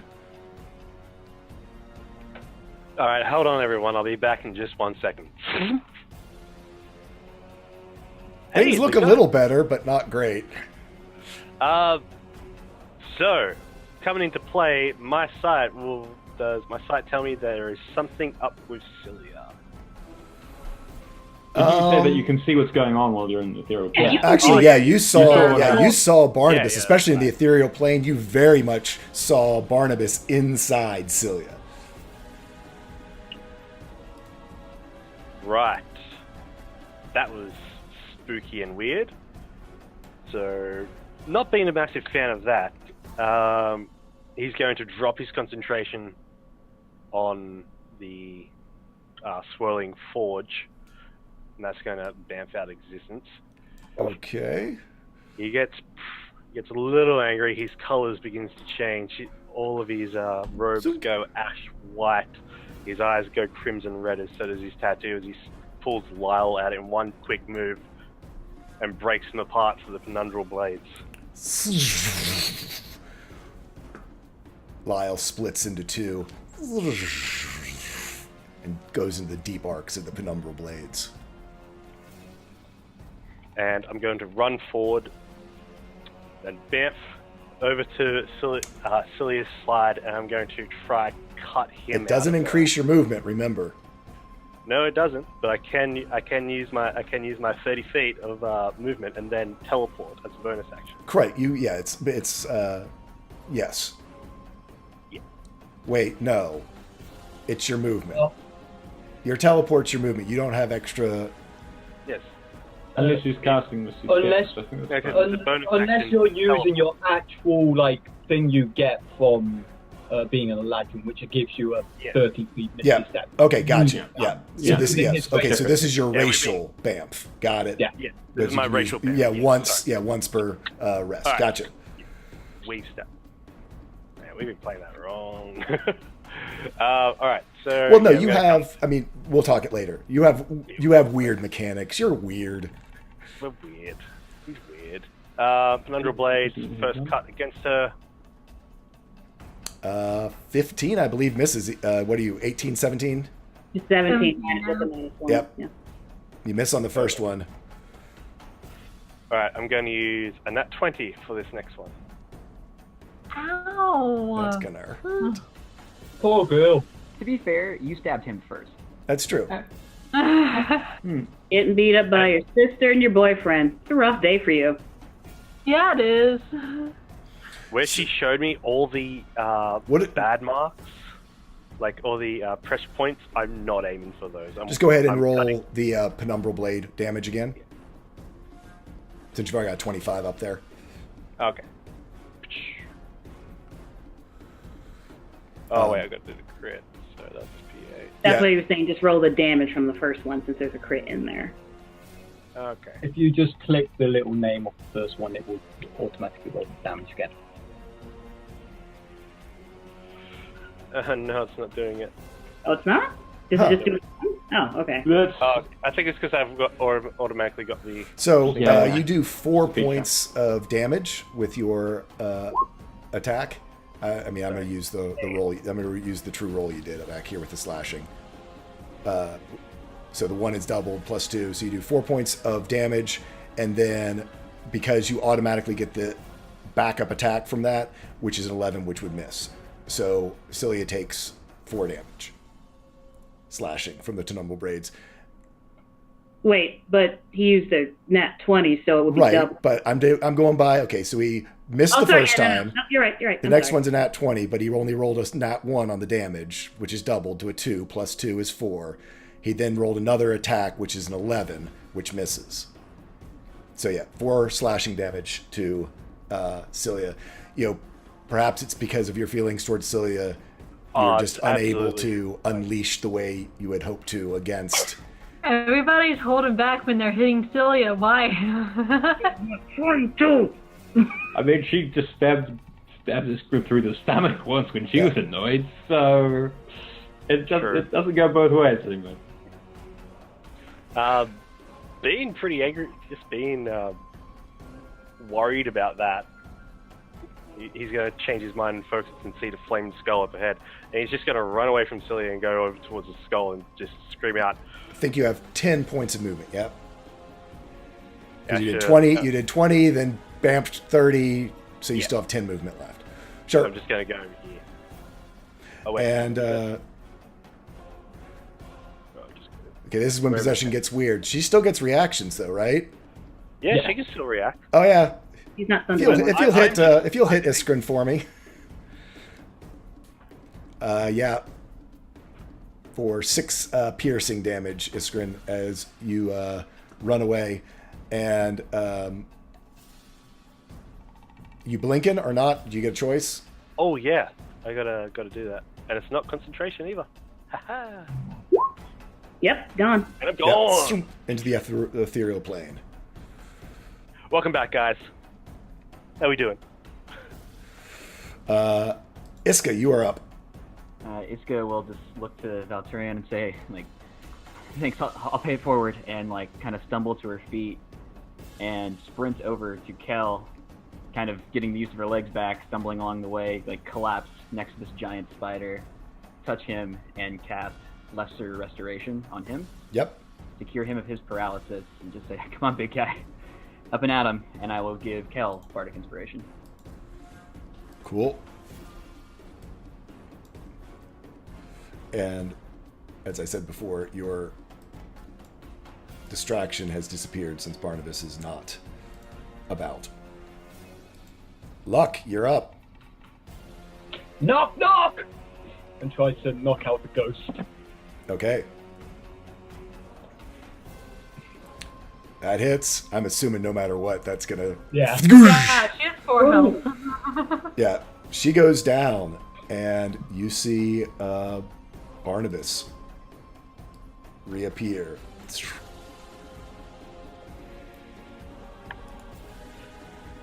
Any second now. That's his bonus action. Welcome to the mine!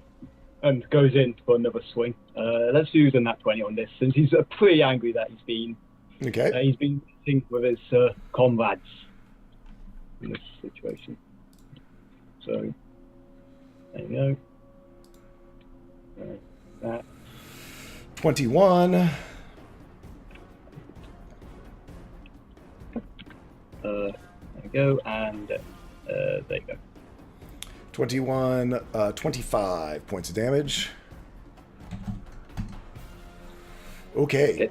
One.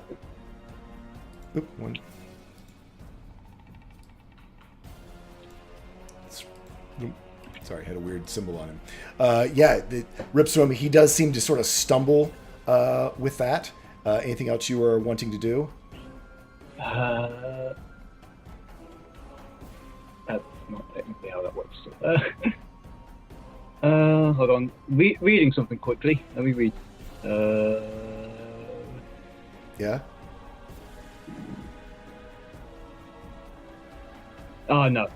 Okay, I can't do that then. It's the exact moment she falls unconscious, so I can't make her do it. So, actually, and for the folks who didn't save that it just dissipated at, I need you all to make concentration saving throws, because suddenly our buddy's distraction aura is back. If you've saved on it, you do not have to do it. You're immune. But for those of you that just dissipated on, you do have to do it. So I know that's Kel. I believe that's Iska. Anyone else? I think Kel, it is... you save. Iskrin saves. Iska, you become distracted again by this banging sound. Hold on, Bert's doing a thing, apparently. Never mind? Okay. Whatever. Screw it. No, screw it. Okay. I think Luna, she I did. mean, if you were wanting to use a... Okay. You become distracted again. Luna, did you save or did you dissipate? Burning a nat 20. I believe I dissipated, so I will burn a nat 20. Okay, so burning at 20, you save as well. Dustin saved, Valturian saved. They saved against both. Axel, you save or dissipate? I saved earlier. Okay, cool. So No. yeah, only it seems as though Iska has been re-affected by it. Luck, that was the end of your turn? I've just got a straight up mechanic question here. Did the moment he came out was it the exact moment she fell unconscious? Like, did he appear as she was falling unconscious? Is the question here. Can he puppet her? I mean, I can read what it says. The question is, can I puppeteer? Can you what? Can I puppeteer with the question? I still didn't hear you, I'm sorry. Can I use my master puppet? On Cilia? Yes. Oh, She fell unconscious. And, she fell unconscious. Yeah, I mean, she's going to have to make death saving throws. So, yeah, you could use, and it's a reaction to use it, right? Yep. Yeah, go for it. All right. So Cilia can make an attack against Barnabas. I will burn my blood maledict along with 1d6. Right, because of the because you're using it for someone So I else. can- Yeah, all No, right. it's so I can add my wisdom modifier to Gotcha, the to the attack. It gets a bonus to it. So I take 4 damage as sort of the hook sort of sprang out of my free hand and sort of like give him some payback and sort of. Quick question, just because does it say that it can use its reaction? Can the creature use the reaction or the? Right, is it using the creature's reaction to make the No. attack? It's creature as a is bonus. unconscious. No. As a creature falls unconscious or dies within 30 feet of you can use your reaction to give that creature a final act of aggression. The creature immediately makes a single weapon attack Okay, against the target. I just want to make sure it didn't say that it uses its reaction to make, because it's already used its reaction. Yeah, it wouldn't make any sense if because Yeah, anyway, go ahead, make the attack. So Yeah, weird mechanics. On she a has 14. 3 Da- to that as well. On the, is it on the damage or on the attack as well? It's on the I believe it's on the attack. That hits? Double check for yep. me. Okay, that hits. Yep. So it's 8. I'm gonna use something. I don't know if I can. I haven't used it in a really long time. You're technically It's my unconscious. savage attack. This is not actually you making an attack. This is me moving your body to attack. Yeah, This is me. yeah, that's your manipulating- skill. I don't think that it would work for him using Yeah. your body as a puppet. I mean, it's literally called I'm- Curse I'm of the man- Puppet Master. I'm Or manipulating something crazy, your- creepy like that. The- But yeah, no, you need to That- remember to keep doing that you can re-roll an attack every time. Re-roll your damage every time, because you do have the savage attacking feat. Yeah. Anyway, Barnabas takes that. He is still up. He is definitely sort of stumbling as it goes to his turn. I love this. I so love when I think of contingencies. He uses his action to go into the ethereal plane. Zink! And Fire escapade. takes one step over. And because he's in the ethereal plane, any saving throw against possession automatically fails and swoop, disappears into Iskrin. Oh dear. Now, question. Iskrin's in the ethereal plane too. Correct, that's Yep. what I'm saying. That's Like- why. Ghosts But- rule the ethereal plane. But since they're both there, does that apply the same way? That's what I'm saying. Is that Yeah. that's what I'm saying is that he can possess another creature within the ethereal plane. That's what I'm saying. He doesn't. It's not that he can. He doesn't from the ethereal have success on possession of someone not in the ethereal. He can. He has it because Iskrin's in the ethereal plane as a visitor in the ethereal plane. Ghosts live there. Okay. All right. Now I understand. question. Now this gets weird with Blink because it's Barnabas's turn. So, well, he's used his action anyway, so we can't do anything with him yet. But yeah, Iskrin is now possessed. Oh, we have to hit Iskrin? Oh no. So to do that. It's so hard. But it happened on the ethereal plane, so none of us know that it happened. Correct? Correct. You just saw Barnabas take a horrible attack and disappear. Actually, I didn't see anything. I'm still on my back. You're not paralyzed though, but yes, you're still on your back. Kel, you're on your back. You're looking around. There doesn't seem to be any. No, there's still a flame skull up. Yeah, there's still a flaming skull.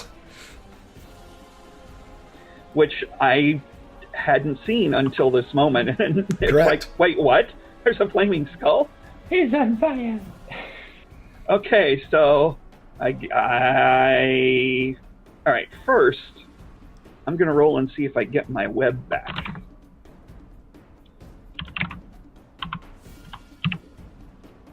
You know, I was looking, dude, I can't even tell you the research I had to do on possession last night, figuring out what and where and all that kind of stuff. Yeah.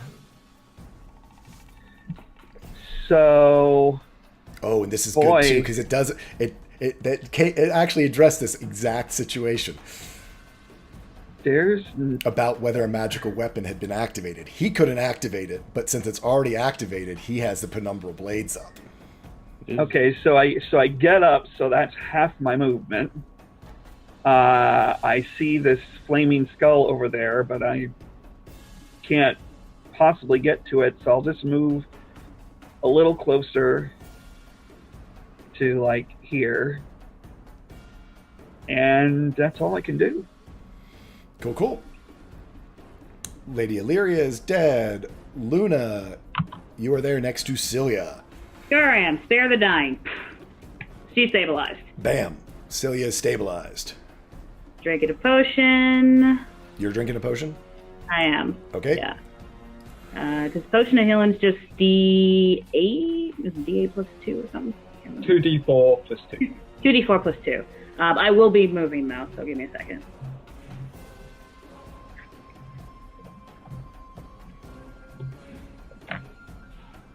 Hey, pretty good.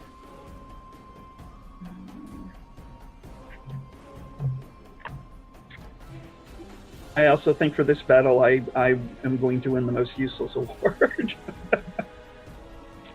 Valturian, where is Valturian? Where'd he go?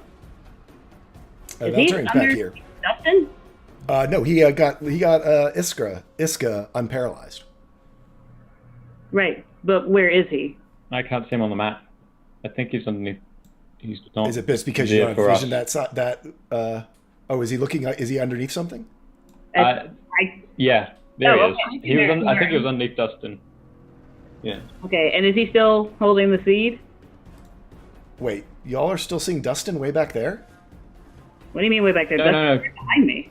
Okay. Dustin's right there, but we saw a health bar right behind his head. Oh, gotcha, behind gotcha. Dustin. Okay. Yeah. Cool. Okay. Am I going to stay in position? Oh, because you're So vulnerable on the Luna, spare the ethereal dying, plane. and then that's your. No, that's action, right? Yeah, I've used action bonus. I want to move, but I just wanted to make sure whether Valturian was up and had the seed or not first. He is up. He has the seed. Okay, fine then. So we will be moving. Oh yeah, I can just barely get there. Oh, and then free action healing die. That'll be it. Yep. Not great. Okay, that changes what I was going to do entirely. I'm sure it does. But I don't know things, so that's what she No, would do. that was good. I was in because I know what I should have done, but I didn't want to do it. I was about to do it though. Large group of people right there. Yep, but that's Ooh, actually, top one's already used his 3rd level spot though. Never mind. The bottom one was it was the top one that cast it, not the bottom one. Anyway, that's fine. Zing. He is going to use his flame ray at you, just and makes 2 flame ray attacks. The first one with 11 misses. Second one with a 16. Nope. Damn. He does not hit upon you. Flow like water. It is now Valturian's turn. What's the distance here? He is going to run forward to where Luna was and cast Healing Word. No, Cure Wounds. He's going to cast Cure Wounds at, oh yeah, look at that. Buddy, level 3 on Celia. Celia, you now have 19 hit points. As Valturian reaches out, and you see this sort of green druidic energy pass through his hand and get you back up. Axel, it's your turn. Oops.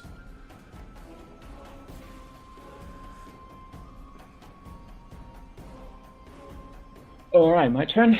Yep. All right, can I even get in here? Yeah, I can get to there and see it. So, presuming these fire things are immune to fire, Axel is going to reach out, so let go of the Axel hand, reach out, and the fur along his hand blackens into sort of this decayed thick, very much the same as the black fur around his neck. He's going to point at the skull, and he's going to cast Sithrak's Touch, which is his chill touch. Ooh. But he misses. It's the first time he does it, so he's a bit afraid as he tries to... Any fortunes left? No. Dang it. But it's basically a beam of black power from his finger towards the skull.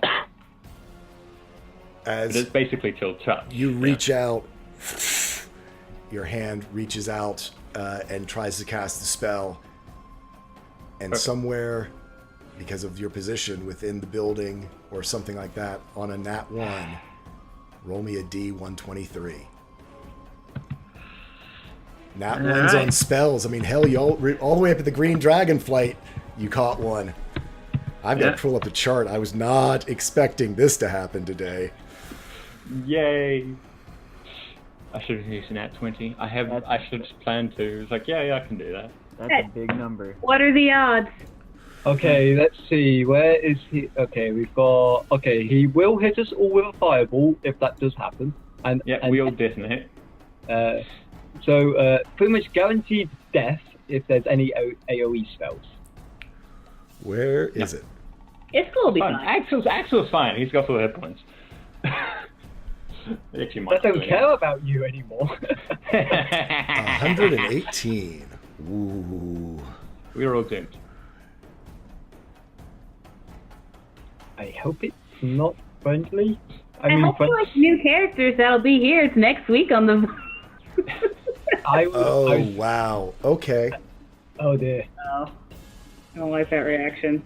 That's not fun. That's not a fun reaction. Do it. I love it. Do it.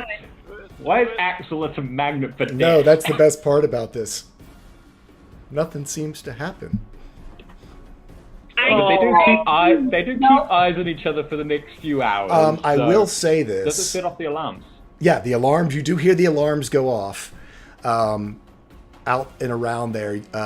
Iskrin, you absolutely saw a wave of energy pass through and seem to coalesce around Axel. As you cast this Sithrak's touch, you do notice that Sithrak sort of tightens around your neck a little bit as he does this, but Sithrak's oftentimes seems to shift underneath of your skin. So you're not quite sure. I'm going to send you a PM. Good luck. Well, this is a problem. Nothing is wrong. Everything is fine. Dice, man. Everything is fine, we all love you. No one's gonna die except for maybe you. But don't worry, cause we're all fine. And next up, it is that one's dead. It is Celia's turn. You are up, with, having just been revived by Valturian. Okay, I will not be able to make it there for my movement. Okay. I am going to.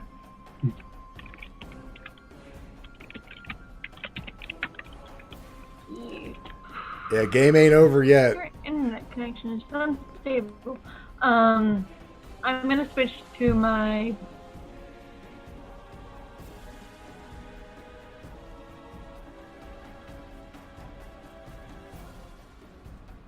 And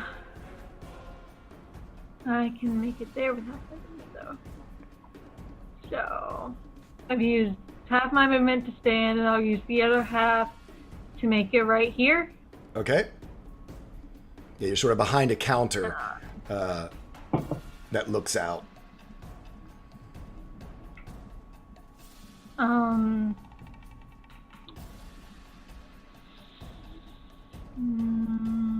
Stealth. Roll me a stealth check to hide. Okay. Is that your turn? And then, yeah, because I used my. Thanks for stopping in, Hobbit. Switch. Yeah, I used my bonus action to switch to my bow. So yeah, that's my action to hide, and then that's my turn. Okay. Dustin is going to make 2 attacks against the skull with his longbow. 25 is going to hit. 24 hits as well. 12 plus 16 is 28 points of damage. Ooh, that one hasn't been hit yet. The arrows shoot into it and take huge chunks off of it, but it's still floating there, eyes glowing.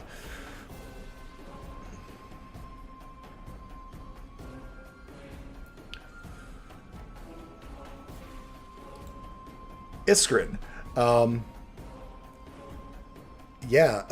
Again, he doesn't have... You were gone while I was going through this. I actually researched on this last night. He does not gain your knowledge or your proficiencies, but because you've already activated Penumbral Blades, they do remain active because they last for a full minute. And you can, as no one else saw what happened, how are you going to play this? Or from what I sent you and Whispers.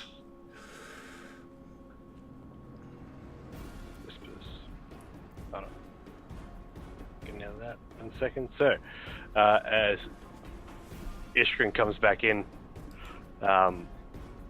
his head's just a little slightly down as he raises up both the blades and kind of just shink. Looks over his shoulder, back to the rest of the group. And there's just a wicked smile as he teleports over to the side of over to the back side of Luna.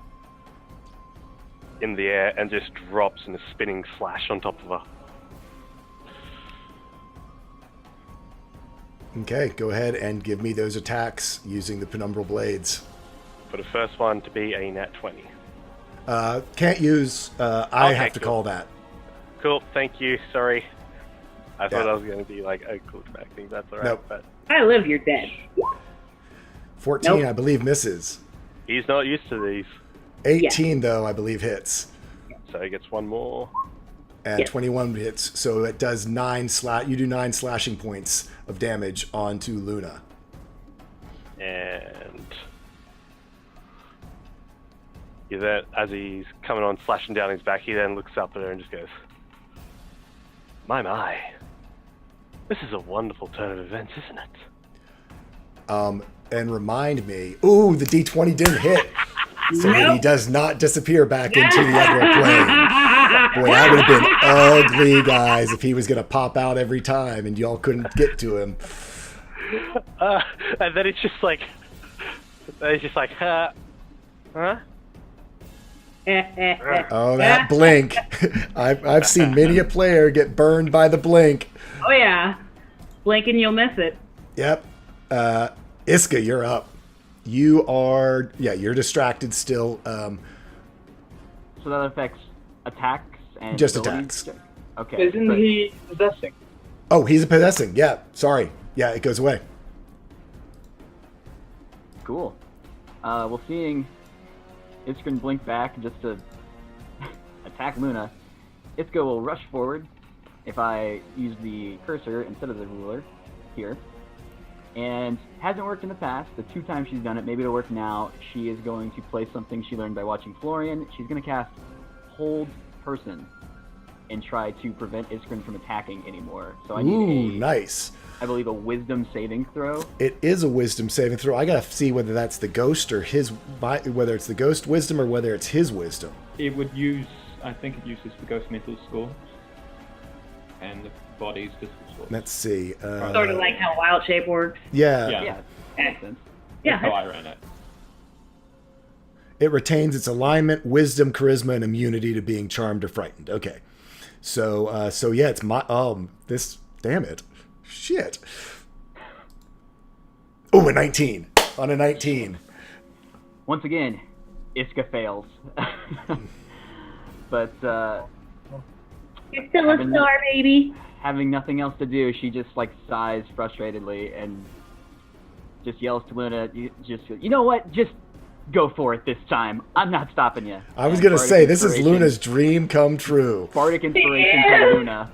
Don't take this from me. Kill the spear. Don't take this from me. We'll kill the skeletons for you, though. Do it! This time she doesn't attempt to knock him unconscious, just actually kill him. Doesn't go to unconsciousness, he goes to death saving throws. Luck, you are up. So look, sort of crack his neck a little. All right, don't worry, Iska. We'll deal with the troublemaker. So let's deal with the skull first, because Luke more than knows what Luna's going to do pretty much with this Iskrin. So let's hit this. Let's hit the Skelly Bob. A 14. He's a tiny little thing. I forget.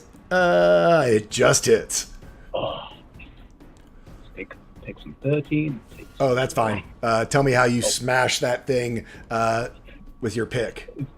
It's sort of just like it's like a baseball hit, just into the wall. Pretty much. It's Okay, yeah, Not- and it dies. all right, and now you, as I'm going to try and grapple Iskrin. So he. Alright. 22.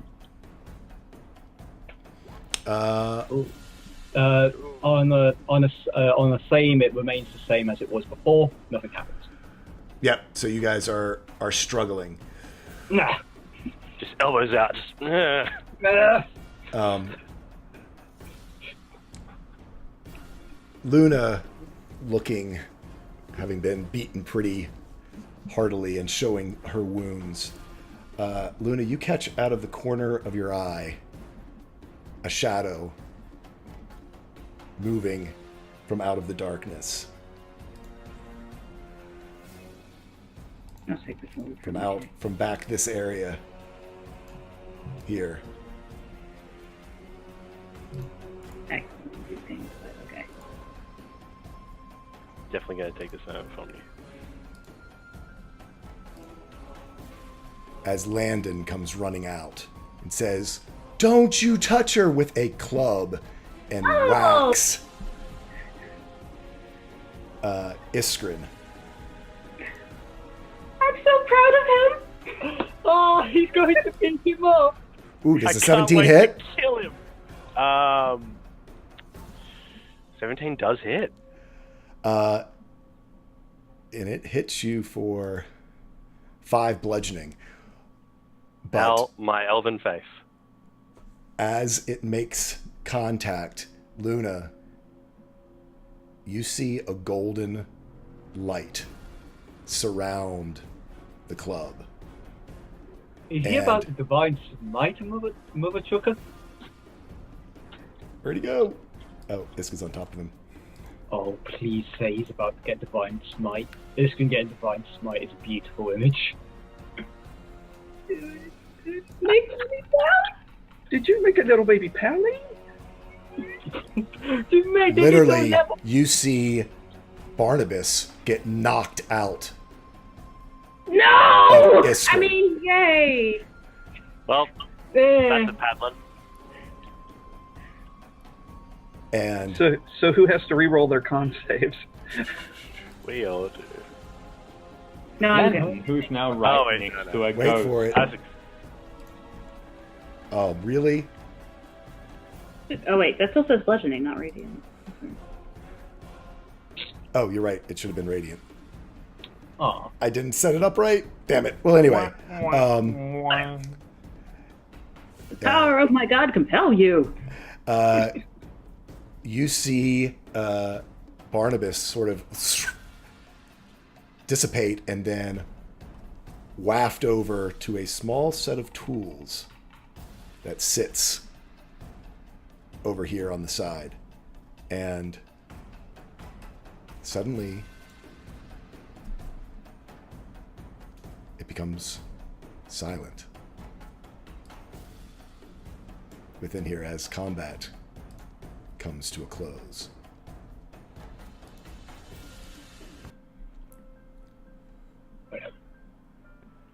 Luna is torn between joy and severe disappointment.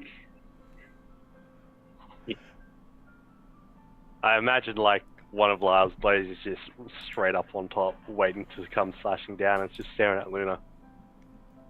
Actually, you know what? That might if he's doing that, she's gonna sucker punch him in the face. Not if I blink out first. Nope. cute. Bam!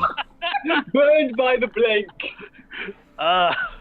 It's just like, what? Huh? Oh, Rage of Luna. Try to blink. Landon sort of runs over to where this tool set is to try to see what is going on, and he picks it up.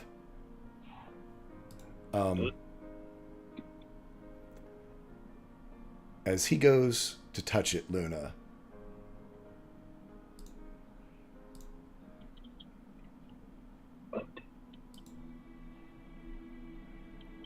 you see a glowing figure of an old man in a tattered hat appear beside Landon. And as Landon puts his hand on the tool chest, you see this sort of glowing ethereal hand reach down and touch the tool set itself, and you see sort of what was the spirit of Barnabas pulled out and coalesce into a glowing orb. Luna, only Luna, you hear a comforting, familiar voice. Not that you've heard it before, but its presence, you know. All cleansings must begin with water and the tide. But what you face has foundations deep into this world, and it will take a quake to shatter them. You will need acolytes, Luna, for the message of my domain of the elements to spread and remove the corruption from every corner within my church. I believe you have uncovered your first. Landon of the Quake. And you see The orb solidifies down into Cuthbert's hand, similar to the way your sphere of the tides was made, except it turns into a shard of white sylvan stone that looks like the earth that has been upthrust through the ground and into the sky. And in Cuthbert's other hand, he opens it, and it reveals a medallion of his holy symbol carved out of black sylvan stone. You see as the white stone floats in the air from one hand to the other, as the white sylvan stone sets itself into the center of the black sylvan stone medallion. And Cuthbert hands it, offers it to Landon. Do you take this charge, Landon, to guard and guide those around you and lead them to the truth? Landon just kind of nods, a little bit scared, but also you can see the sense of purpose that he did not have yesterday, as this human is now a representative of the Quake. Cuthbert looks up and nods to you, Luna, and you see a similar but smaller white sylvan stone of the same design set itself into orbit, circling around your central sphere of the tides, as your medallion becomes the medallion of the first piece of the medallion of the domain of the elements. She is, tears are running down her face, but she's smiling. And just looks to Landon, puts her hand on his shoulder. Low or high, you are of the tide. Welcome. And he just sort of nods to you, tears heading down his face. I'm going to have to give you your handout after the session of your new medallion. What are the rest of you guys doing? You guys don't see any of this. You just...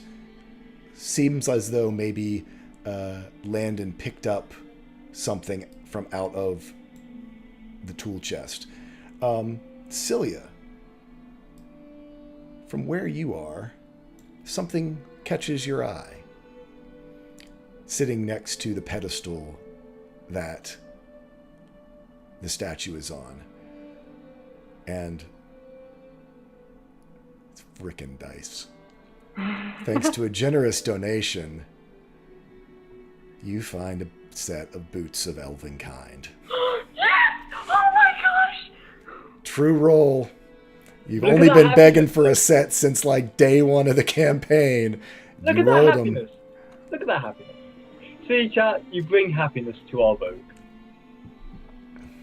And you've just made her invincible. Good job. Yeah, pretty much. Can't wait till she gets possessed again.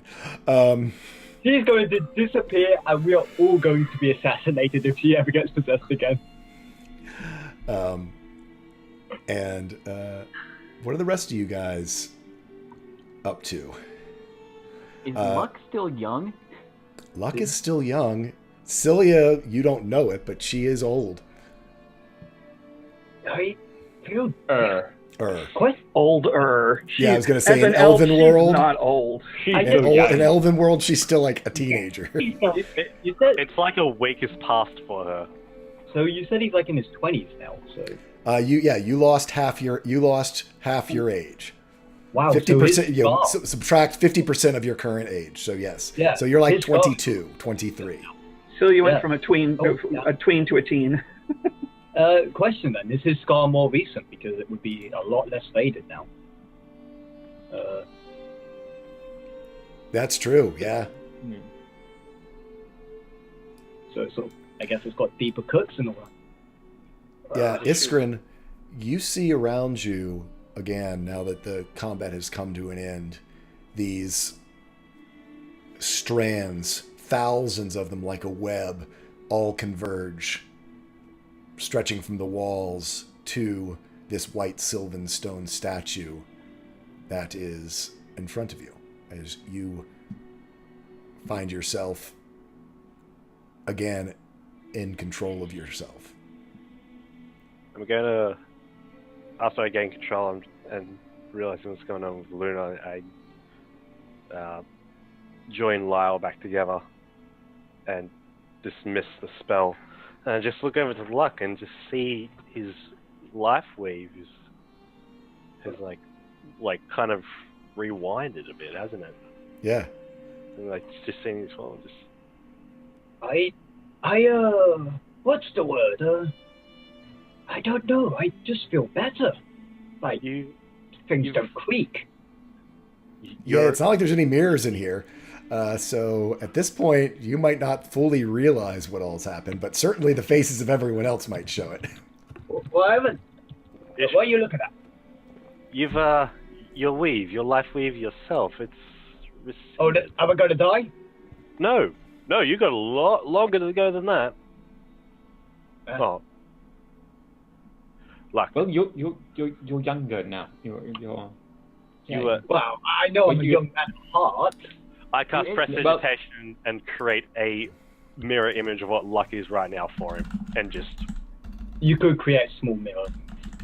Oh, that I create a small mirror in my hand. Because prestidigitation doesn't actually create That's true. as much.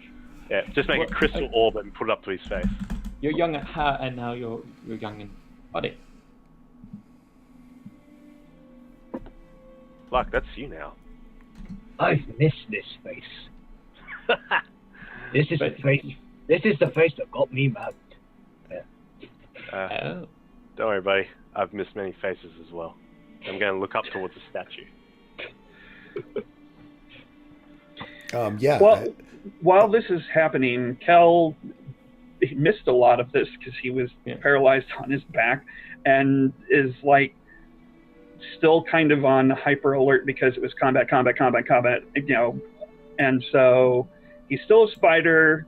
He's going to kind of start carefully moving and looking around to see if there's anything else waiting to jump out at us, because the odds are pretty high that they're probably, I mean...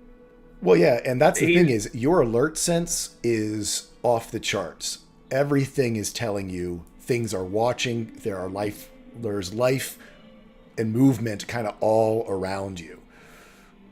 But it seems, it's weird that it's in the walls. You do, come across certainly some vermin, rodents, things like that. Fox. Not really. Rodents that have taken up residence in here. But as far as anything, you can't quite pinpoint anything that's going on. Iskrin, as you have an old donation that we need to get to as well, as you go up and to examine the statue, you find on the ground and almost trip over it a globe, a spherical globe that as you touch it, you're immediately familiar with it because it's something often used in the Sylvan courts. It is a drift globe. This is. I'm gonna try to activate it. Yep. And a huge sphere of lightning sort of floats up off your hand. As that happens, you look up. You see all of the non-functional, as they haven't been hooked up yet, gas lights that were going to be used to light this place.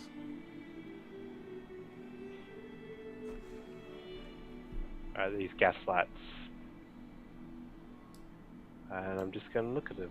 What kind of style are they in as I see this statue?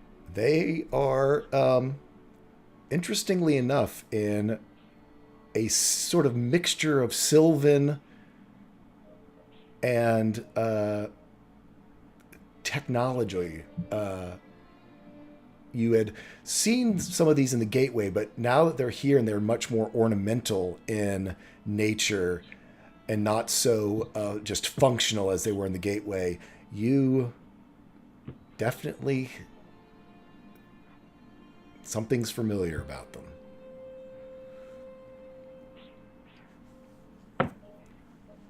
How do you see this? It's about damn time that you started paying attention. What can I say? There's a weird nagging at my shoulder, and it's not you. Don't go having an affair on me. I'd never give that up. Feel strange. I know that.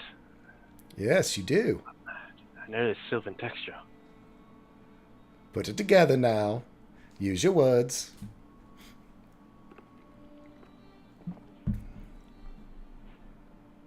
No, it can't be.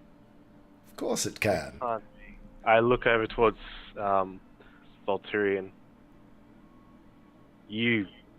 Your kind, your tieflings, made this place back when the calamity happened, no? And he looks at... Yes, our artisans were used for most of the building of East. I'm going to stomp on over towards him and then teleport the rest of the distance straight to his face and just grab him by the scuff of the shirt and just say, "Your patron's the Duke of Sunsets, wasn't it? He sort of That's looks why at the you. imp's here." He sort of looks at you and goes...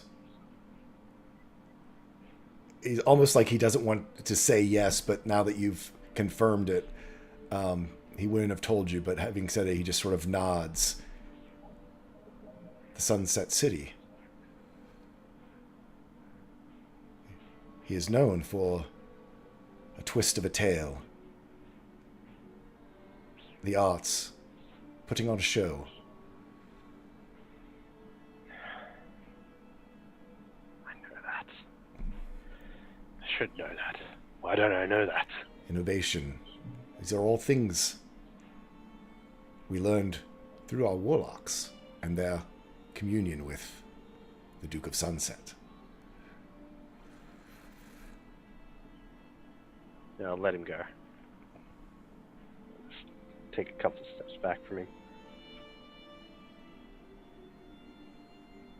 So when the calamity happened, Duke of Sunset was serving all that power to everyone. All the tieflings, all your warlocks. But why? Why did that happen to him? What happened to him? Oh god, what does this mean for the Fey Courts? Wait, are you talking about the creation of Vice, right? Yeah. And well, I was thinking, because it was described as an explosion in both locations, and I was thinking, because maybe it was. Have you ever had it's not a weave quake, but it was when you try a spell that's a bit more powerful and you put more power in it, and it kind of goes bad. A magic surge. Have you ever encountered one of those? I was thinking it's kind of like that, but on a bigger scale. So, like, they overcharged it with too much power. They couldn't control it? I don't know, something like that. Because, well, that's what I think at least happened to... No, because if it happened to... was it Duke of Sunset? And if he was feeding power to the Warlocks, and then it would affect them as well. But I don't know how it happened, why it happened. It just...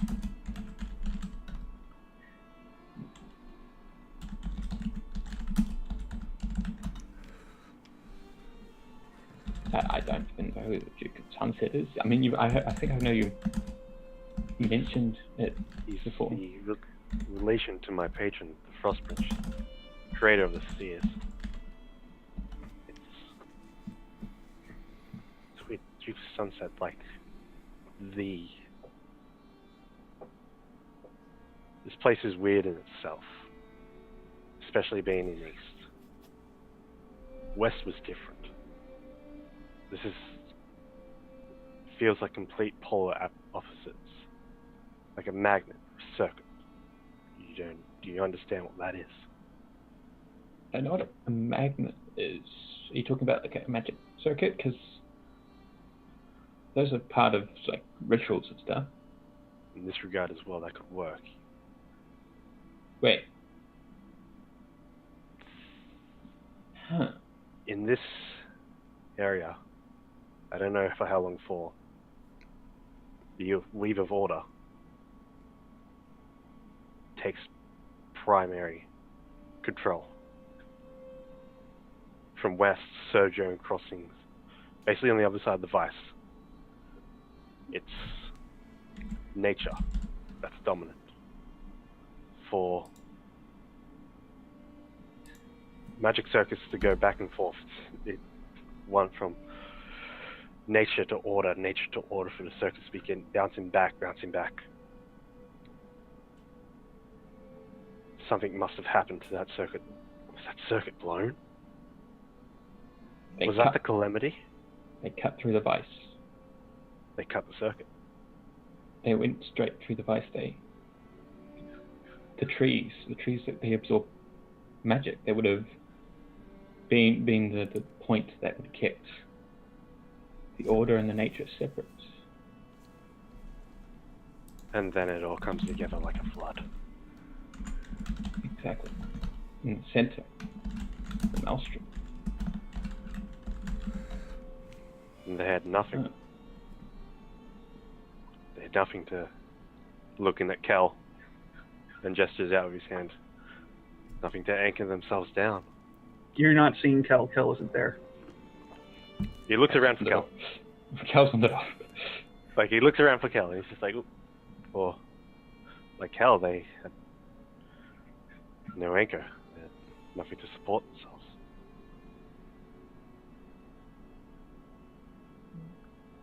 So how does that bring the Frost, the Duke here? What happened to the Duke? Looking at Volturian. Look at Tall Squall. Look at it all. He's- That's the answer. Tall Squillian. Tell us, man!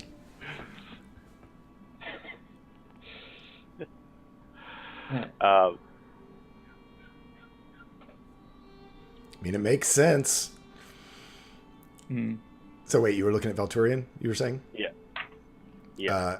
I mean, this is beyond his understanding of things, but, you know, the seed is supposed to be planted at the center.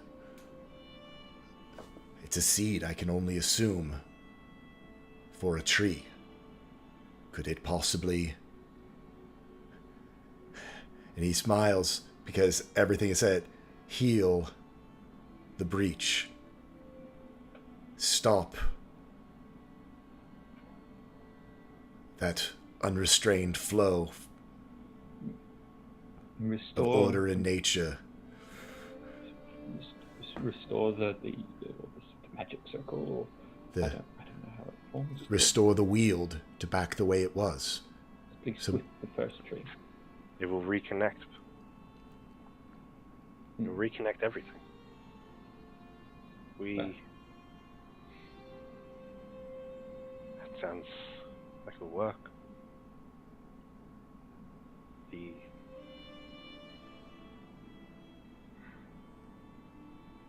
On the other side of the Vice, fire, water, air, and earth are all controlled, all anchored by nature. He looks around and then uses prestidigitation just to show a little bit of the weave here. It shows a lot more purple, bright yellow, and then like a very structured white. It says life, death, order. All brings it together on this side. But why can't I feel that now outside this place? This is too weird. Maybe it's like a mine when someone doesn't put up a pillar and certain amount of digging into the tunnel. You know, you go along in the tunnel, you dig, and then you put up your support, and then you continue digging. Maybe someone That's it. got... That's it. They didn't have any support in place. Luck, you are a young genius. I think it's Oh, a yeah. genius as well. But I'll take it. So while this deep philosophical dive into Magical magic is happening, quantum what's magic. Valtorian has, after being released by Iskrin, has walked over to Luna Oh yeah, okay, because I'm like, with a seed yeah, because he's kind of because like, and we have, I believe, much to do. she's just gonna hold her hands out, indicating that she'd like the seed. He'll hand it to you willingly. Okay. So, and she's going to walk forward, kind of towards the statue first, and then, like, if she doesn't get a feeling there, like around the walls in the area. You definitely get a feeling, and even right in the middle, Iskrin is sort of ordered in his thinking he's just been, you immediately see that as the seed approaches the statue, some of these tethers seem to transfer over to the seed from the statue and dissolve. Okay. And what Luna you see, you don't see the tether dissolving, but you do see out of one of the walls close to you, where before the light of Cuthbert, they still seemed like they couldn't penetrate through. You do see just a sole solitary figure that does seem to be one of these energy constructs to emerge. Okay. Then kind of same as before, hand out. No, primordial. Yep. Same thing. And it comes to you much like it had before, but I mean, at this point, it's just one. And I mean, as you said, you looked around as you were approaching the statue. As you got closer, it seemed that this is what maybe allowed this one to get released. So wait, so approaching the statue allowed the one to get released? That's Yeah. the. Okay. All right. Then she's gonna start walking along all the walls.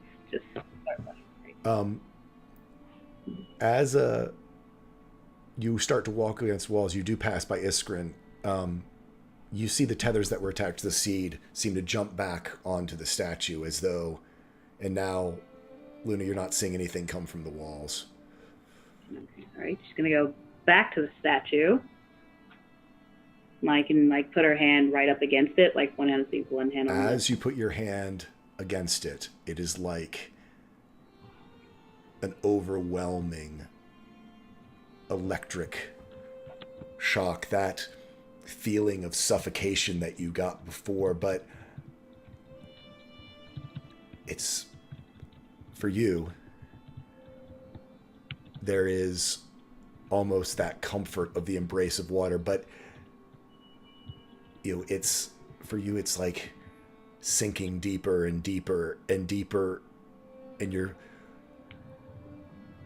it's scary, it's frightening, but as your hand is touching the statue,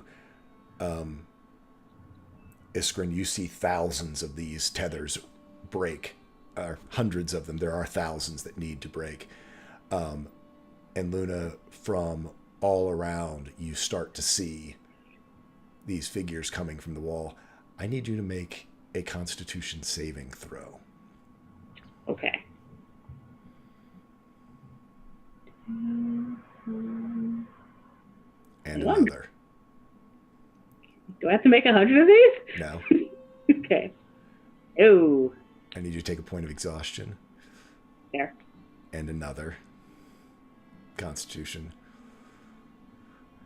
You take another point of exhaustion. You guys are now starting to see the effect this is having on Luna.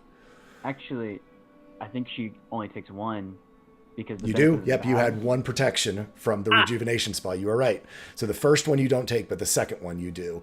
And even with one level of exhaustion, well, So, yeah. I'll still say you guys see the intensity that this is having on Luna. I need you to make another Constitution saving throw. You know what? This is real important to her. We will burn as many nat 20s as I have. Because right now I have 3 left. Okay. So that's 3 more successes. Okay. The strain is enormous, but hundreds of these images, but they just keep coming and flowing in. And we're at 6. I need you to make another one. Okay. Wow! Killing me, Smoke! You, that burst of adrenaline that you had to hold you up just finally gives out, and you sort of fall to your knees. Landon comes over and looks at you questioningly looking for direction. Can I help you? Please let me help. This is killing you.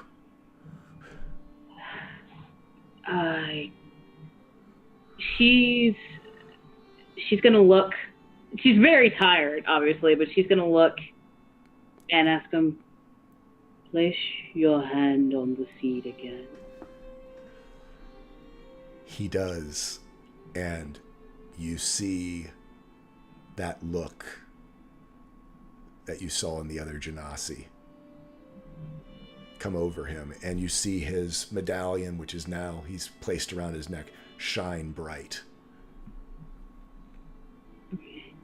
Almost as though the medallion is connecting with the seed and it's imparting that feeling upon him. Okay.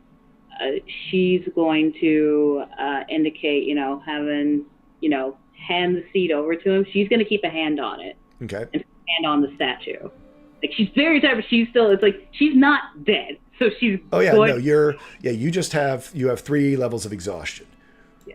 Okay. No, I'm sorry, 2 levels of exhaustion. 2, okay. Yep. Because you had the 1. And as you do that, he is going to make a Constitution saving throw, and because you were there, we'll have advantage on it. He's young. Yeah. And, you can see the weight of it take on, but he looks at you and he goes, I can do it. I can do it for everything. And she'll just not acknowledge his resolution. Ooh, on the nat 20. Right, that's advantage. Oh my goodness. Yeah, no, he has advantage because you're there. And on the nat 20, your reassurance just seems to bolster him. That same feeling that you got when you did it all this time, all of you are actually seeing now. They're walking through, they're walking out of these walls, just thousands of elemental constructs. This has been going on so I'll check in with you guys what you're doing before we go to these last 2. Is that right? 6. Let's see, 6, 7, 8, 9. Before we do the last one. This has literally been taking probably a couple hours now as they are straining through trying to do this. So what are you guys doing as they are doing this? We can sort of say Iskrin and Axel if you want to say that's when a lot of your conversation and noodling stuff out is happening. But Luck, Kel, it's 3 hours now. So if you're still in your wild shape, you can say that you've explored the entire place top to bottom in spider shape or whatever you'd like to do. Yeah, that was my intention to walk the whole place, floor and ceiling. Yeah. You go all over it. Don't know whether you can take note if you want. Certainly find discarded tools, discarded pieces. It's been picked pretty clean by looters in here who've come in. Some of the stuff on the ceiling, there's some pretty little sculptures, things like that, trinkets that people have left behind. I don't know how you would necessarily carry it in your spider shape, but you could take note of it if you wanted to go back later. But nothing of true value. You do It wasn't really about value. It was about making sure that we're safe and secure, and there's nothing else that's going to attack us. Yeah, you do crawl across several gargoyles, but they do not seem to have any life in them as the other ones did. But you do see that there's probably about a dozen more gargoyles high up in the air. Probably give you a start at first, but then as you sort of go and maneuver around them, you realize they don't react to your presence. I'm also going to obviously remain aware of how long this is taking me so that I can be Get back down. to the party before I turn back into myself so that I'm not like on the ceiling. It's like, wah! Well, yeah. You're attuned enough to your wild shapes. Iska, Luck, Celia, how about you guys as Luna and Landon are going through this process, which at first is probably pretty fascinating, but I mean, it's just a non-stop, and you certainly see Luna's reaction as she's going through this, and then just yourself, you're welcome to take a short rest if you would like, or any of those things. People can use their hit die, or what all you're doing. Celia's gonna just stay there, like right next to Luna, kind of, since Celia can kind of see that she's starting to get very exhausted, she's going to just kind of hold her hands out just in case Luna like collapses. She's just going to be ready for that. Okay. Iska? Iska's definitely hanging close by too. She can see that this is a process that's draining Luna, and if Luck is still around, I'm not sure what Luck is up to, but Iska's definitely slightly distracted by like young Luck. And I think just makes the comment that like,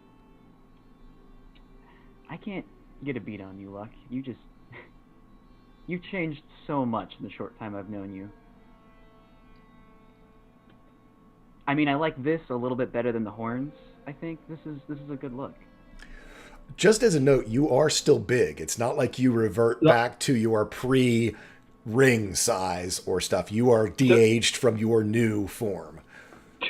So I'm just this giant, handsome, pretty much an image.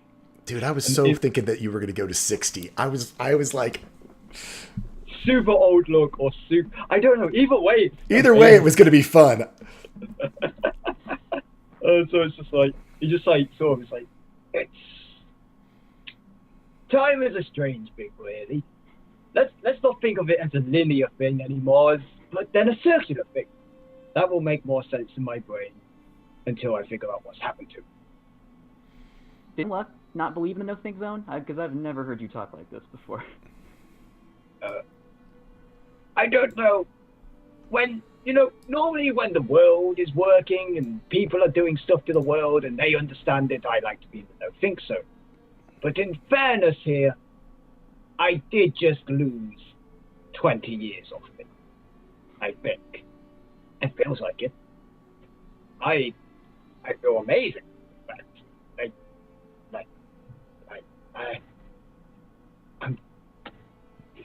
I'm gonna have to talk to a lot of people into this one. As sort of is like leaning back and sitting down. Anyway, she's looking a bit tired. I'll get her some food ready. And sort of pulls out some sort of basic food and begins making the best he can, sort of a quick meal for Luna. She's sort of have ready. Yep. And so we will go ahead and, it's become sort of a trickle. Iskrin, you see there's only a few more of these tethers that seem to be the ones that stretch all the way down the building. The longest of the tethers are seeming to take the longest to break. And with advantage, Landon's going to do his last one with a 21. And you see the last of these break. And slowly this flood of spectral elemental constructs slows down until there's only one or two left. And there's two that walk up. And you hadn't noticed because of such a throng, and since they're basically just outlines to be able to identify, but it does seem to be two Earth Genasi, or earthen elemental constructs. And they pause a moment to look at Landon and then smile before he guides them into the seed. Okay. Go ahead. I was gonna say, like, and as those last two enter the seed, Luna kind of like digs into the statue a little more and clenches a little tighter on the seat to like not fall down after it's like, no, she's refusing to fall over. Like, that's what's barely keeping her up at this point. Yep. And yeah, especially with your wounds and whatever we ended up with, 3 levels of exhaustion on you, or 2? 3? 'Cause I got the resistance to 1. You got the 1 free, so you only have 2 levels of exhaustion. 2. And Landon has 1. So you guys both sort of sit down there next to each other, still holding the seed, and he breathing hard. I thought it was going to get me, but you pulled me through.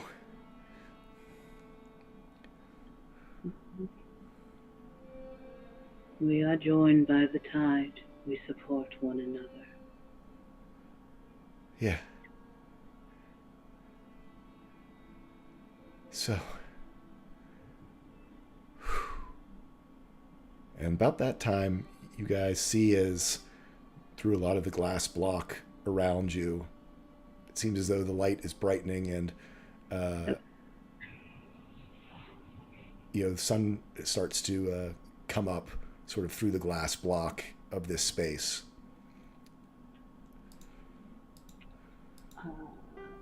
We probably need to get out of here. Yeah. Huda looks... Actually, she doesn't look very different, but kind of sighs. I suppose we... Actually, I take it back. She looks a little surprised, because I don't think she's realized quite how long it's been with them being in the process. Just like, she feels so tired, she's like, looking at the light outside. We should probably leave.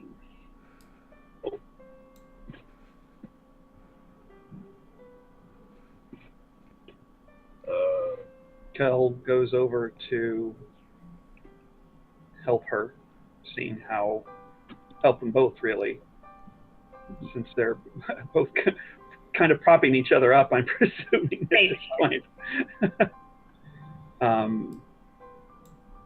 I help Landon up first, and then Luna, if she, Kel will kind of give her a questioning look and holds out the hand. Offer, okay, and helps her up. Yeah. And then we'll wave over Valturian to take the seat since me and Landon are both tired. Yeah. Valturian does. He takes the seed, and then we're gonna, I presume, start heading for the exit. Yep. And Landon shows you a spot where he snuck in on this end of the building, and how he was able to catch up with you guys and not we'll follow him. Go through. So he takes you out. Local knowledge. Yeah, local knowledge. Yeah, he has the urchin. Local knowledge, and he takes you out, and you're sort of in the middle of this sort of ruined area that used to be where the tieflings all lived, and even the ruins and behind the barricade.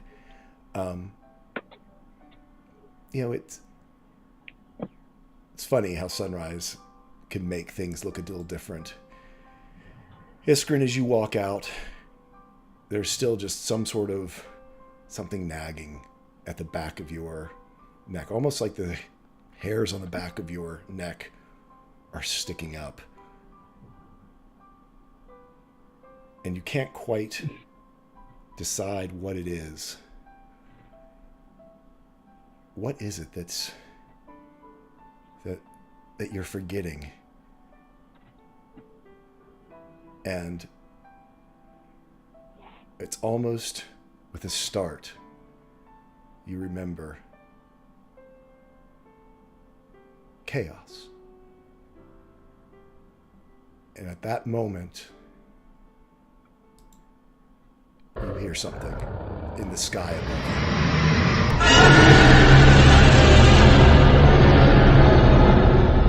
you. As you look up, and a black dragon emerges from out of the folds of the weave. Iskrin, you notice 2 familiar wounds across its snout as it wheels around the outside of East. All around you from rooftops, suddenly emerging from the weave, hundreds, dozens of little dragonlings start to take wing around you, like a group of starlings, and start swirling as this dragon takes its pass. The biggest thing you notice, Iskrin, Netherwings you've always seen have been these long, sinewy, serpentine-type dragons. This one is heavily muscled and strong, as though it must have been feasting on a huge amount of magic itself. This one especially, since you now fully recognize it's just an adolescent. It's like looking to see a child's face on top of a bodybuilder's body, as it is just engorged with magic and power. It swings out wide and around these hundreds of little, small dragons, basically all around it. And as you guys look up, people start coming out of the buildings. They're screaming. This is the first time in certainly human recent history that we have seen, that any of them have seen an actual Netherwing, the stuff of nightmares and legends. And then you see on the walls appear, bonk, almost out of nowhere, red-robed figures on top of the walls. As the Netherwings swirl up above, suddenly 6 red-robed figures look down upon you and East, and the only thing you can remember is a little nursery rhyme as it runs through your head. And that's where we're going to end our session today. I think Damn son of a bitch! ending. Can we reload our save file? Yeah, I think we took the wrong option. Were we supposed to do this through the days so this event wouldn't happen? Right? You mean now you want this event to happen at night, right? Where you can't see anything. Oh, yeah. Did we use the special code? I'm glad I had a short rest during The that. guarantee yeah, glad we had short rests, right, guys? Yeah. Now, Ax- aren't Netherwings usually invisible? That's you saw it appear and show itself, yes. Oh, dear. Axel, we can discuss Vice Theory later, but yes, we are Yeah. going to die. I mean, they've had hours to talk about this. Oh They yeah, probably yeah. would have maybe There is come a to another yeah. conclusion. We should send it. We should send what we've written to Jay because Yeah. you, good sir, they're We had different parts of the puzzle. It's great. So, Anyway. this is So- yeah. I'm Tall Squall. Thanks for joining us. Let's go around and talk to our cast and see what they tell us where we can find them on the internet, what they thought of the session today. We'll start with Tree-Hugging Druid. Hi. Yay. The dragon that hates Celia is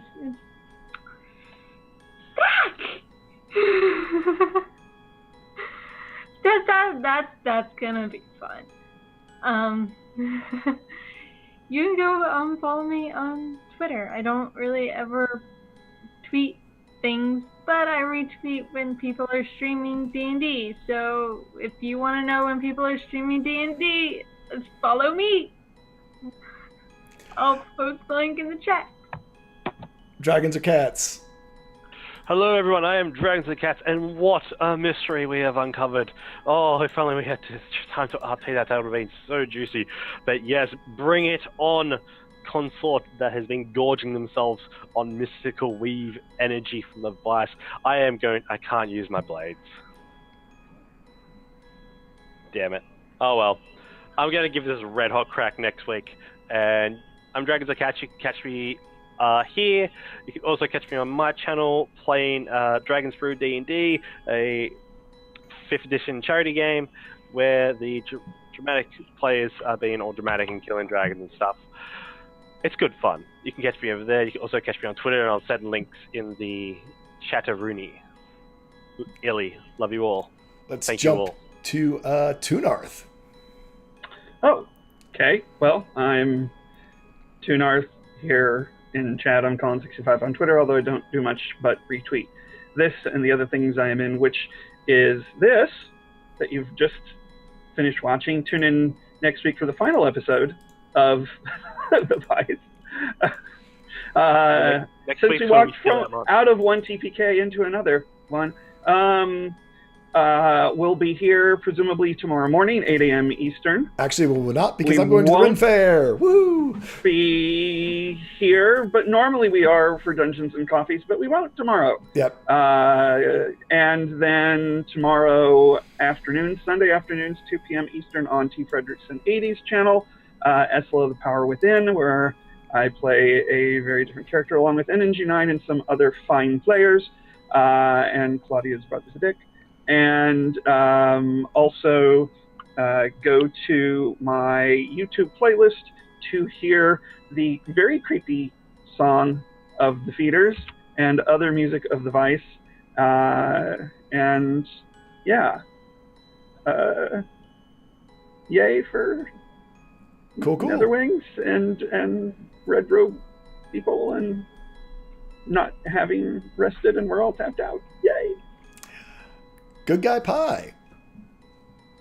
The Wow. new younger Luck Goldheart. I'm sure someone can fix that for you. I don't know. I like it. Not everything villains do are bad guys. We need to give them a break sometimes, because I get a charisma increase like Tortico, right? Okay. Anyway, I am Good Guy Pie. You can find me on Twitter at 2good2guy. You can find me on Twitch at Good Guy Pie. And Neverwings, man. See, I was really early on. If you people have seen those episodes, I waved at those things. Really, really early on in the episodes. Every day, nearly. I regret that. I regret doing that. These guys are not nice. These guys are bad guys, and they do not represent justice. And let's go kill a Neverwing, is what I say. In character, let's go kill a Neverwing. I say let's go kill a feeder. Let's go kill some feeders. Let's go kill some Neverwings. Let's go kill just all the bad things, and everything will be wonderful. We're gonna have to next session. Do we have to stop playing? Next up, NNG9, and yes, you can do your pun since we didn't take a break. We combated right through break today. Oh, it's cute. You think I need permission? Hello, my name is NNG9 on Twitch, where I play video games and swear a whole bunch. I also am NNG98 on Twitter. I like to live tweet random stuff. Normally, try and reach the of the week. I'm a player in T. Redson's 80s Friday game at 8 p.m. Eastern Time, the Bloody Bucket campaign, and also Esla Power Within at Sunday 2 p.m. Eastern Time. And I am also resident puntress. And my pun: why is it difficult to buy camouflage clothing? Why? Because it's hard to find! But also, Grandmaster yeah, the Grandmaster's in the house. Alright, Grandmaster, what is your pun? Why aren't teddy bears ever hungry? Why? Because they're always stuffed.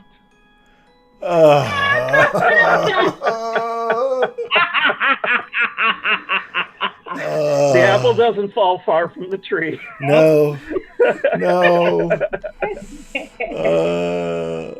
That's me. You're welcome. Bird, save us. I'm Bird. You can find me on Twitter at Bird vs. Plane. You can also find me on Twitch at Bird vs. Plane. I am currently going through Monster Hunter right now and having a heck of a time with that. So feel free to drop in and watch me barely understand this incredibly complicated game full of too many damn systems and also anime. And there you go. And last but not least, our Vice figure outer. I've never been so happy that someone put it all together. Mr. Templar Warden, with some help from Dragons or Cats. Over the course of the weeks, a little bit of back and forth of, I'm like, meh? Yeah, I had no idea if I'm going in the right direction with this, but coming up with the ideas and all the possibilities are cool. So You should see my conspiracy wall. it's fun. It's really fun. Anyway, I am Templar Warden, also playing Hidden by Axel. You may find me here with playing the Vice. You may find me anywhere on the internet as Templar Warden and on Twitter at Rainer Templar. That was a great ending. That may also be the end of the campaign. Who knows? I am looking forward to next week. Absolutely. This is great. This is really awesome. Yep. Also, I and- feel horrible and vicey and evil and necrotic. And everything's great. I'm not lit. You are totally a lich now. That was the bison. You turned into a lich. Yeah. Dice, man, right? Am I lying, Templar? Dice. What the hell? Anyway, I am Tall Squall. You can watch me here every Saturday at 2 o'clock for the Vice as the DM. You can also watch me in just about an hour from now on the D&D channel as Miguel Otanava over on Learn by Play, which is a lot of fun. The whole party used Int as their dump stat. That kind of lets you know where we're going on that one.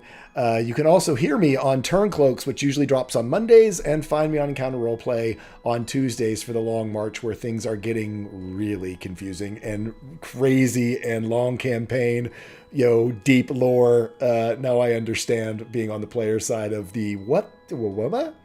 And anyway, we are going to go and raid our good buddy Skagith. Please stick around, throw him some love, throw him a flex in chat, and until next time, gather your friends together and tell a story, because who knows, it could be your last. Hello. Bye-bye, everyone. Ooh.